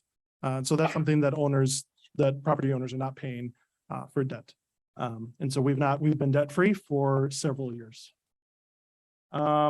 This is a slide that I try to show the correlation between CPI and what I'm calling our tax cap extension. So typically what you find is we are very, very close to CPI, but we always end up getting a little bit more than CPI. I'm going to put you on the spot. Anybody know why? New property. New property. So the values that were there are taxed at CPI, and then new properties that were built that didn't exist before are added on top. So that's why you will see historically there's CPI plus a bit added on top. What you'll notice for 2022 is the opposite happening. And that opposite is, so CPI is 7, but we are going to be capped at a little more than 5. And the reason is the law caps us at 5% increase. So you get the lesser of CPI or 5%, whichever's less. No one really ever cared about that the lesser of before, because CPI was never close to 5. So who cares? Well, we care now, because it's gonna limit it. So the law is really doing what's intended effect is to limit the increase of property taxes. The other thing is just a reminder. So if you go back to see this little red line going down in 2014, that was a decision made at that time to lower the levy. And so that lowering, due to the way the laws work, has a kind of lasting impact. And so this is a reminder that there was tax relief done in 2014 that continues in effect to this day. So essentially what I'm saying is our property taxes are getting close to about $1.5 million less than they would have been otherwise had that action not been taken in 2014. And to show you can make a decision 1 year that has a long lasting impact. And so these are significant decisions every year that are not just 1 year decisions. These are forever decisions that you actually have to make each year. Dan, do you mind Yep. talking a little bit about the law that makes it so that the decision that we made in 2014 affected subsequent years? Yeah, so in general, there's always a general rule and then there's exceptions. The general rule is you can get whatever you got last year adjusted for inflation. So if in 1 year you decided to take less money, the next year that's your new base that you start from, because it's always what you did last year. Now, the actual rules, it'll do a 3-year look back and you can get the highest of those 3, but you still lose on it that 1 year. So the idea is if you leave money on the table once, you essentially lose it forever. But there was a recent law put in place that allowed, and that's been something that's been driving me nuts, because I would love to be able to say like, hey, there's an extra $1 million this year. We don't really need it, but we're going to need it in a couple of years to allow us to have that flexibility. But the law has not really allowed us to have that flexibility. There was a law passed last year-ish that allowed for some of that flexibility, but not when CPI is this high, because it's way more tricky. So that's not something that's really accessible to us for right now. That's something that we could look at in a couple of years, I think. But for right now, with our economic conditions, it's not something I think is viable for us. So now here's the algebra, right? We know what the CPI is. It's 7, but it's capped at 5. We know last year's extension, the existing EAV, new property. And so we run that into blah, blah, blah, blah, blah, 5.64% increase. Now this, so forget the TIF. What we're saying is just on this year's own merit. So this is what most other districts are dealing with, is just this part. And then we have the TIF, but go to like Hawthorne, for example, like they're just dealing with this data. You're at 5, you're more than 5% right now on your levy. So this is going to require truth in taxation to kick in. Now, existing owners, we're going to be at the 5% because the new property adds it a little bit more. Now, this is tricky because this gets confusing. So are you saying that my taxes are going to go up 5%? I'm saying maybe. It depends on how your value changes relative to the whole group. So for example, if the entire district is going up 3% and your individual property value goes up 3%, then your taxes will go up 5%. If you're already here last year. If your value goes up by less than 3%, say your value only goes up 1% on your individual house, then your taxes will go up by less than 5%. I couldn't tell you how much, but mathematically it would be less than 5%. If your values go up, say something weird happened in your neighborhood and your value goes up 5%, your taxes will go up by more than 5% because you're that much higher than the average. So it's always relative to the average. So I've been talking about this for years because like, that's just the way the math has to work, but I've never really like fleshed that out more for you. So I decided to get on a tangent here. And I spent probably a little too much time trying to find a property that really showed this as a good example. And the reason why it was a good example is because the change in value was close to the average change. So this is last year's data. So let me give you an example. So this is a real, I could show you the PIN number and everything, but I'm not going to do that because that's somebody's house. This is a real property in our district. I'll just tell you it's in Vernon Hills. That's as more specific as I'll get. So to give you an example, the CPI that we were dealing with last year was 1.4, and the existing change in EAV was down a 0.6%, so 0.6%, so almost flat, just down a little bit. I found this property in our district, and when I compared the values, I found that they were down 0.3%. That's very, very, very close. A lot of properties were up 3%, which is not a really helpful demonstration of this, or they were down 1.5%, which again is not very helpful. But this was very close to the 0.06 decrease that the whole district experienced. So for that house, their property taxes were 93.65 in 2021. And their 2020 taxes were 92.20. So their value did go down a bit, but their taxes went up. But if I did that, when I did the math here, that was a 1.6% change in their taxes. So did they have exactly 1.4? No, but they were really close. But the reason why theirs was a little bit more is because they didn't go down as much as everything else went down. Does that make sense? So it's always relative to the whole. So for an individual taxpayer, what I'm saying is, if your value goes up by 3%, so you should all have your, what are the blue sheets? I don't know what color, I don't live here. Your taxes are too high. But if you all have your blue sheets, if your assessed value went up by 3%, then you'd be looking at 5%. And the best answer I can give you is it's 5% when inflation is 7 and 8 that we're dealing with. So at least this is doing what the law intended. The law was intended to cap extensions and to protect the homeowner from inflation, like what we're having right now. So any questions on normal data? We're getting the TIF. All right, bear with me. We're in the home stretch. The Libertyville TIF is expiring, has expired, and this is very significant. So this was established in 1986. It was originally to expire in 2009. But then at that time, it was extended another 12 years to December 31st, 2021. But part of that extension agreement was for that period of extension. So for those 12 years, the other taxing districts would get 70% of the TIF increment that was received that year. So the property taxes that the TIF brought in, they wrote a check to all the different districts for 70% of that. For our district, for example, the check we got last year was $1 million.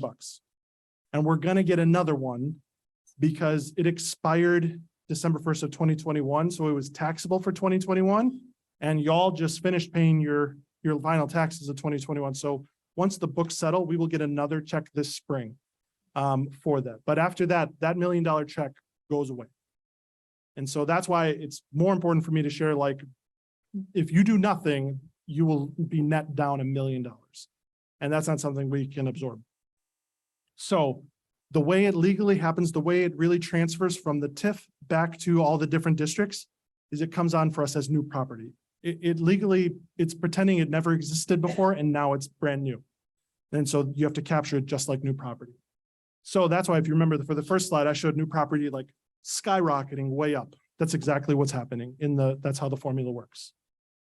So if you remember this one, right, this was a general picture for how TIFs work, right? The increment goes. So then what I did, I went a step further and made a fancier one that is trying to illustrate again what's actually more happening with the Libertyville TIF. So you have the left side, which was that same chart that I showed you, and that's what happened for the first 23 years. And then once the extension was decided, this district still had access to that frozen base for the other 12 years. But what happened is 70% of that increment of that blue was then taken up because they sent us a check. So they got the money, but they turned right around and would send us a check for it essentially. So really the TIF has only really had access to 30% net of the TIF money for them for the last 12 years. So that's just another way of trying to look at it and visualize. This is what's been happening with the TIF. This is why, like, this is not a normal TIF. Like, normal TIFs happen this way, which is already complicated enough. Like, this is even more complicated, which is why, like, I've been a little anxious for like how to explain this, because it is complex, but it is very important. Dan? Yes. Piece that would be considered new property is the entire tax increment, including the surplus, whatever, but not the frozen base. Yes, the frozen base is not new property. It's only that increment.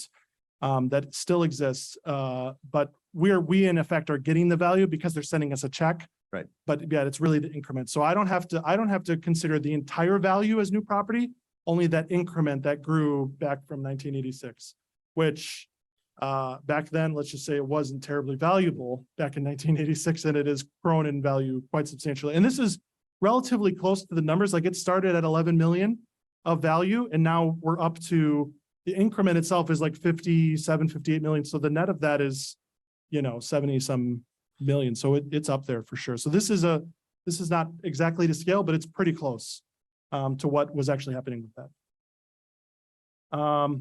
Okay, so here's another, I'm trying to show you multiple ways to try to illustrate what's happening. So the revenue, from the Libertyville TIF versus the levy. So what's been happening for us is from the increment. So I'm just talking about that upper triangle, the increment, we've been getting our 70% check.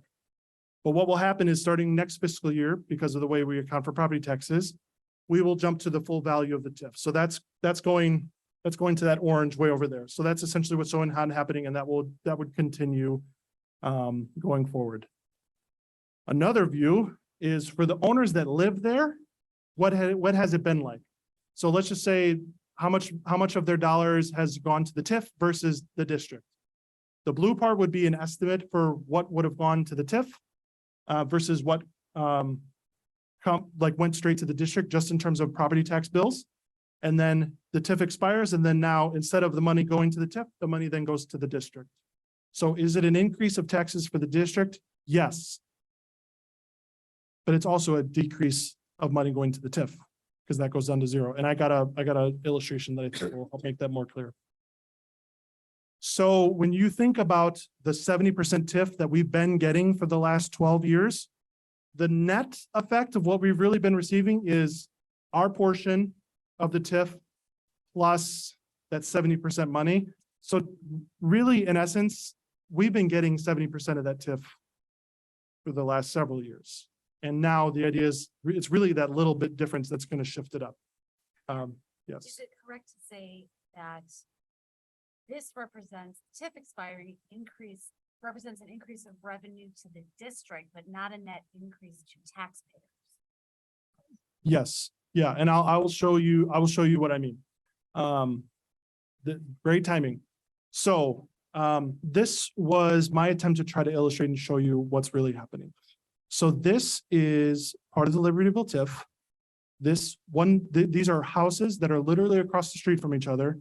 It's not anybody you know, but they are across the street from each other, and they're very similar. So if you look at the total taxes at the bottom, 21,000 versus 20,500, they're very, very, very, very close in value. But one of them is in the TIF, one of them is not in the TIF. The one that is in the TIF, what's important to see is look at the amount of money that is going to the district in the TIF. $303 for the normal, and then the pension. I don't know why they split out the pension, but just you have to combine them together. So call it $311 has been going to the district. And if you look past, you'll see those rates have been similar for a long time. And if you see how much of their $21,000 tax bill goes to the TIF. Can you see that number? $20,000 of the $21,000 bill goes to the TIF. That's the increment that has been happening for the last 35 years. All right. So essentially what will happen is their taxes wouldn't go down. It would shift to everybody else. So essentially, then go to the district or the house that's right across the street that is not in the TIF. Their taxes for the district have been, $6,800. And it's been probably close to that kind of steadily going. What's going to happen is that TIF part of their bill is going to go away, and all these other ones are just going to go up. So for that owner, the year-to-year total should be mathematically based on their assessment, assuming their assessment goes up by 3%, CPI, 5% increase. But what has to happen is each individual taxing district has to levy for that money. So I couldn't tell you what all those other districts do, but I'm guessing they all will. And if they all do, then really the house, they will start to look extremely similar this time next year. Does that make sense? So so does their portion that goes to District 128 go up dramatically? Yes. But are the total taxes they're paying going to go up dramatically? No. And does this TIF expiring affect people that don't live in the TIF? No. But is it more money for us in property taxes?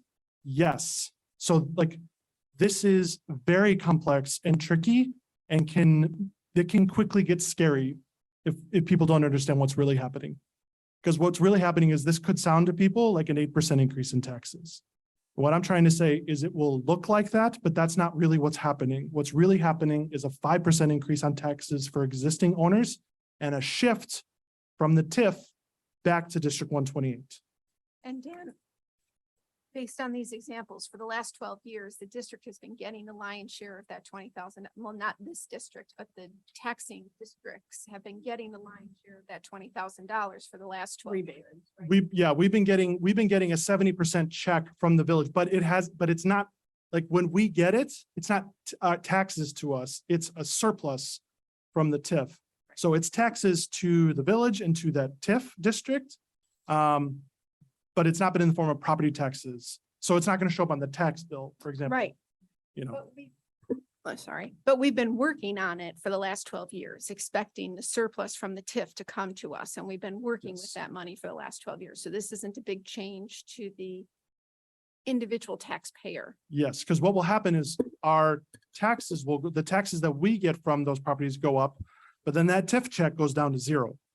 Right. Right, so it's just an exchange, and there's a bit more value. It's really the 30% of the TIF is the additional one we're talking about, which is about $500,000 at the end of the day. So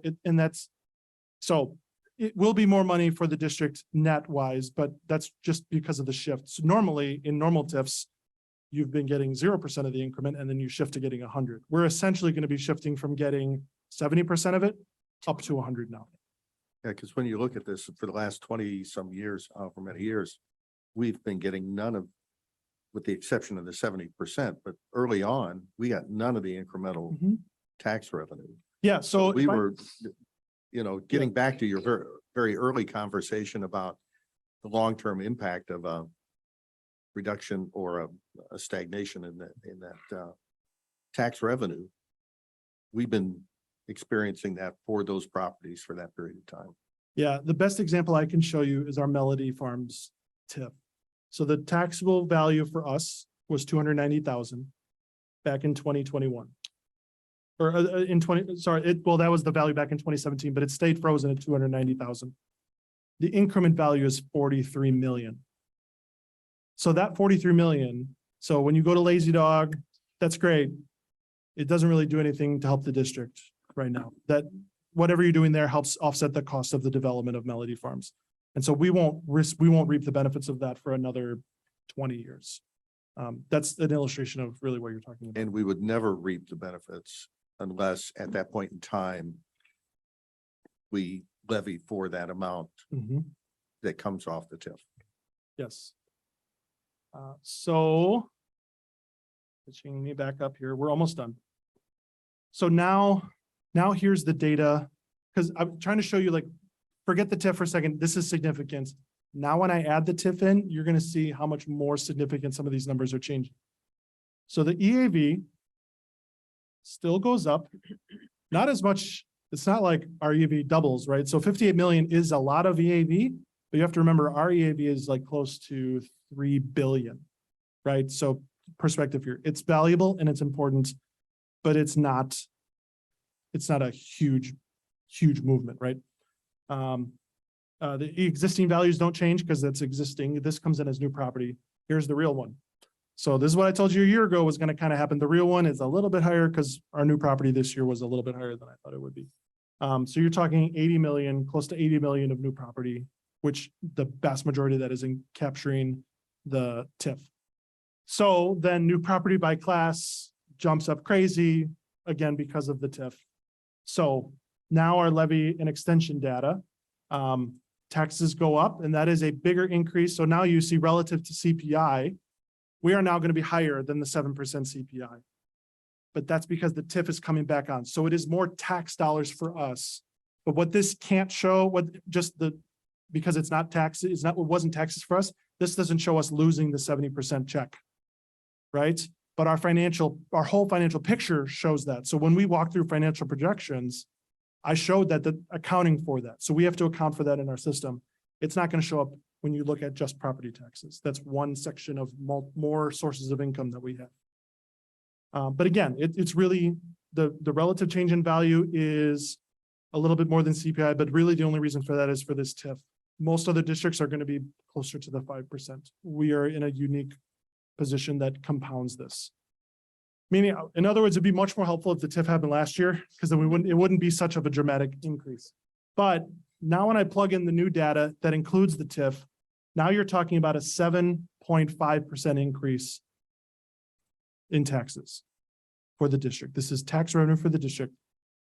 But that does not mean that taxpayers that live here are going to pay 7.5% more. What this means is for existing owners, this is still true. Existing owners will increase on average 5%, which is the CPI cap relative to their change. So if you're an existing owner, you don't live in the TIF, your taxes for District 128 will go up. If you go up 3%, they would go up 5%. Now, if you live in the TIF, your taxes for D128 go way high, but your TIF, the taxes that go to the TIF go way down, right? So the people in the TIF, their taxes to District 128 will definitely go up, but their net tax burden, their net tax bill will not go up anywhere near that amount. It'll, again, will be very close to the 5% relative to their individual change in assessment. Does that make sense? Yes. All right. So with all of that, here is the actual estimate levy that I'm proposing for you. So this is taking into account all the calculations, I tried to bold the real numbers to look at here, but all the individual numbers are there. But essentially, what my estimate I think we're going to be at 7.5. But what I'm saying is for us to request 7.8, which gives us the $300,000 cushion. The $300,000 cushion has been what we've been using for a number of years, because the reality is remembering that formula with 4 variables, 2 we know, 2 we do not. This accounts for what happens if those numbers are wrong. And we don't want to accident. I don't want it to be an accident if they're wrong, is essentially my point. So, so the $300,000 cushion would be similar to what we've been doing for the last several years. So we figure out what is our estimate, and we add a little bit of a cushion on top of that.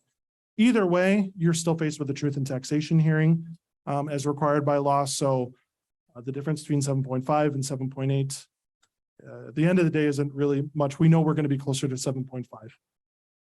So then what I did is I ran like 2 scenarios, like what happens if those 2 variables are wrong? And really the point is, you know how I said existing EAV went up 3%? So if existing EAV was actually flat instead of up 3, and if say new property was actually 88 million and not 80 million, we would lose about $1,000. So, and that, like, for it to be that wrong would be really significant. I don't think that's likely. And another scenario, like Larry, let's say instead of EAV being 3%, it's 1.5%. But again, new property is even higher. Like we forgot about something really expensive that got built that we somehow missed. We would be out maybe 20 grand. But I think those are extremely unlikely to happen. Are they possible? Yes. Are they likely? No. You won't know for sure until too late when you've already had to make this decision by the end of December. So just as a reminder, this has not been unknown information to us. We have known about this for years, and we've been trying to plan and respond to accordingly. So I just want to give you, when we met in February and we ran through our financial projections, these were the assumptions that were used on those projections. That CPI in 2022, because we knew it at that point, was going to be CPI. So let me say it again. The 5% CPI was assumed in our February projections. Additionally, new property was assumed. The giant jump in new property from the TIF was also assumed in that. It wasn't quite as high. It's closer to 80 million, but we knew it was going to be significant. And though with those 2 really important assumptions, these were our projections at that time. So, and this is with the change in accounting, right? So this is showing really what we thought was going to happen. And so this is where, when I always refer back and say, We knew that this year was going to be a deficit. So we're in fiscal year 23 right now. That's our fiscal year. We knew it was going to be a deficit, but all signs pointed to that this is a 1-year thing. This is what I mean when it's a 1-year thing. And that after that, we should be okay. Like these numbers are close. And yeah, 5 years from now, it does go negative, but that's really close. Like these, we're talking like $100 million, like being off by 100,000 is so immaterial. Like I'm not worried about any of that. Like we have time to adjust for those. But even this is very close. This is probably even a tad closer than I would probably normally feel comfortable with, but I'm just showing you the importance of that data, that assumption in our financial projections. So if I reran these and say we didn't do this, our projections will look vastly different. And they're not even exactly true now because now we have negotiations are done. We know all those things. Like there's a lot more data that we know now. And that's why projections are only as good as the day you print them. And the next day you get better information and you know more better information for the future. So all that to say, like we knew this was coming. I've tried to prepare you as we've been closer in the years. Those who've been here longer, hopefully you've been more familiar, but if those of you new who, this should not be the first time you're hearing about this so that so that you feel prepared. So what are the next steps? We can review this. If you have any questions tonight, we will have 3 more opportunities to talk about this. One of the things I'm going to ask that is going to look a little bit different than what we've done before is I'm going to ask you to approve an estimate levy at our October meeting. This is not a final levy. What this is the strongest, evidence that I can show that the board estimated the levy for the truth and taxation purposes. To show it clearly in our minutes, this is what we think the estimate is. So we can point in, it's clearly 20 days. We clearly saw, here's the action, here's everything to be very clear and transparent. Like we estimated this 20 days before the final adoption. And this is what we're estimating. Then what would happen is we would have scheduled on November 14th, the levy hearing, which would also be the same night later on that you could approve the levy. And the truth and taxation notice in the paper probably would be on November 2nd, 3rd, or 4th. It's very, very peculiar, this notice.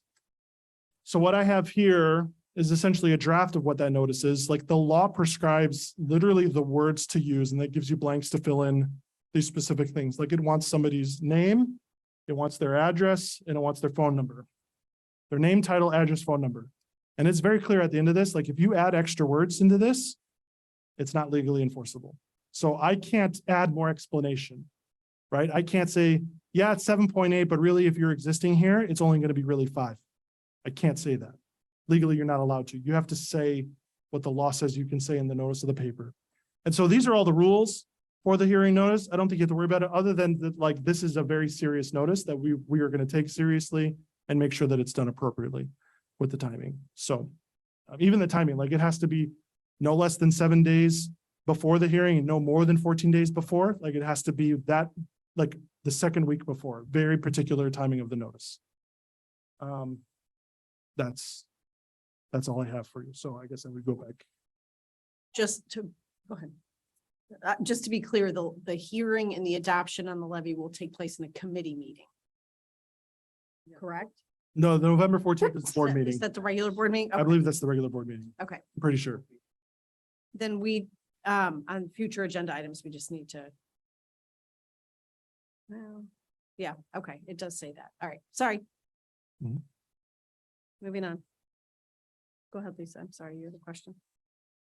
So after this notice appears at the beginning of November, the hearing will take place on November 14th. At which time, I'm assuming a presentation very similar to this one will be given. I would pare it down probably because I probably wouldn't be quite as thorough as this. I would probably stick with a abbreviated version of this. And if somebody wanted the more expanded version, they would be able to refer to the recording of this meeting, which will be posted on our website subsequent to tonight. So there'll be more than one opportunity for someone to hear your in-depth explanation of how we arrived at these numbers, even though the notice in the newspaper cannot be modified to include any explanation. And the 24th, we'll also have some kind of an explanation during that board meeting. But the abbreviated version. So I was Right, saying right. two versions tonight. yeah. And the 24th. Yeah, multiple opportunities. Yeah. But I'm anticipating that after the notice appears in the paper, the levy hearing will be the third opportunity. Again, abbreviated, but another opportunity for an explanation. So there'll be tonight, the October 24th board meeting and the levy hearing. So that's 3 explanations. One additional, the facilities and finance on the 7th. So after the notice in the paper, we'll have a committee meeting too in between. So That's there'll right. be another opportunity then. That's right. October board meeting, November committee meeting, November board meeting.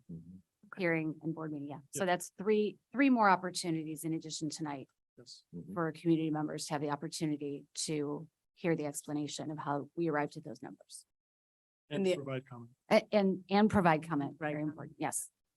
And the October board meeting will be what you will also present at the November adoption public hearing. Okay.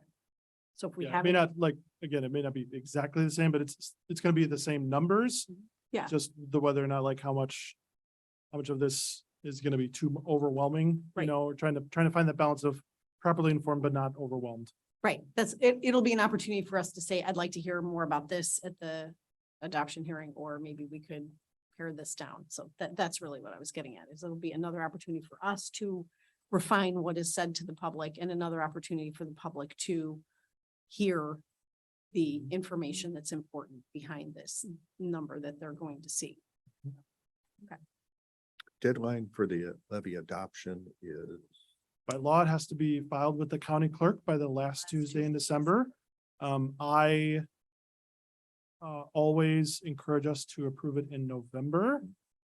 Because if we banked on December and something happened and you could not have a quorum in December, there's no extension. Like December is our extension in case something bad happens. Like, and I've had that before. Like my previous district, we had a November meeting that we were supposed to adopt it, and we just couldn't get a quorum. Like we just had board members, one family emergency or traveling or whatever. We could not get 4 at our regular meeting. We couldn't hold our regular meeting.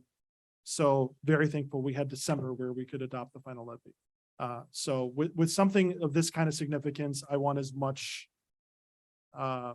protections around it as much as we can, enough time so that or contingency time for things to happen. So We appreciate the fail-safe option. Thank you. It's important. Any other questions, comments? There will be other opportunities, like we said. I appreciate the, it's a lot of thought that goes into trying to present what can be very easily a misunderstood process. And I think it's important for us, and it's our obligation from a financial perspective for the district to maximize and not, lose revenue that we would have typically been getting all along, and not lose that because the perception may be incorrect. So I appreciate that's a lot of work and a lot of thought. Yes, you were adding data, adding tables to help us understand. And I never get tired of the granular detail that you provide to us. I can't hear these things enough. I also don't take for granted that we have someone as skilled as you at the nitty-gritty of doing your job, but also being able to explain it to a layperson such as myself. So I'm very grateful for your expertise, and thank you for going into this level of detail. I'm always very happy to hear it. I can't hear it enough. I'm happy that I hear it every year. Thank you for the effort that it takes for you to explain it over and over and over. I'll make one more quick comment. I was on the board at 2014 and that decision was made, and I would not want to repeat that this year. I'll just leave it at that. And I would encourage members of the public to attend the either the October board meeting, the November board meeting, where we're adopting it, ask questions. You know, this is a process that's meant to be in front of the public and the opportunity for the public to ask questions. So And this is why there are so Yeah. many guardrails around the laws concerning this.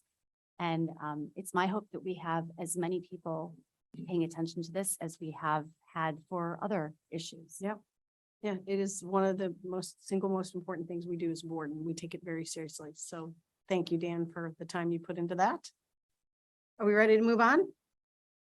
Okay, moving on to the fiscal year 23 state maintenance project grant. Yeah, so these normally don't come around every year, so it's a little weird that this came up again this year. But the state maintenance project grant was opened for this year. It's very similar to prior years where it's a $50,000 matching grant from the state.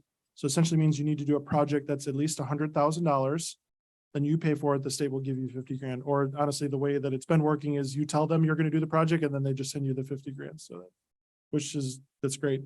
But we have to identify a project and have this approved by the board and filed in November. And so we don't know, just full transparency, like we're working on this. We don't know the exact project right now.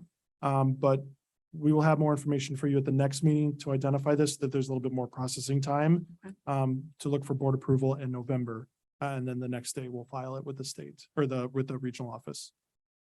So it's in the categories of you'll see somewhat similarities. The state ranks these in prioritization: emergency projects, health, life safety projects, state priority projects, which, man, I don't remember. I said it, but I can't remember now. One of it is something educational related. I can't remember what the right was. Sorry, off the top of my head. And the other one was sustainability efforts. There's two really state priorities that they listed. And then the fourth one is permanent improvement projects. And so the reality is everybody that applies gets the money. That's never been an issue. What will happen is there are some districts that struggle to have the 50,000 to be able to contribute.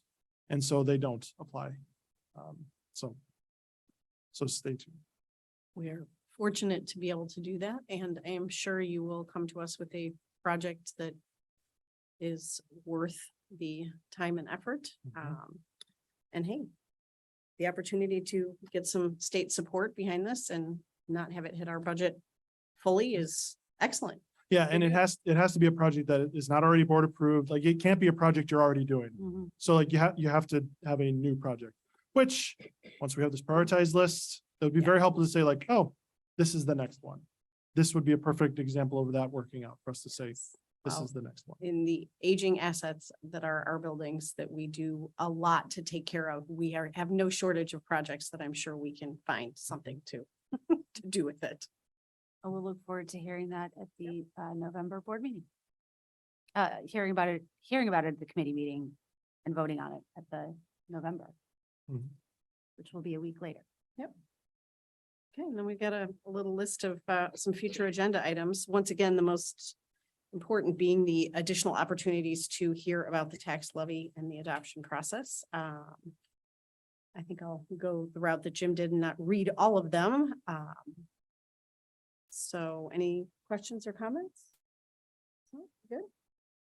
All right, well, this adjourns facilities and finance at 7:45.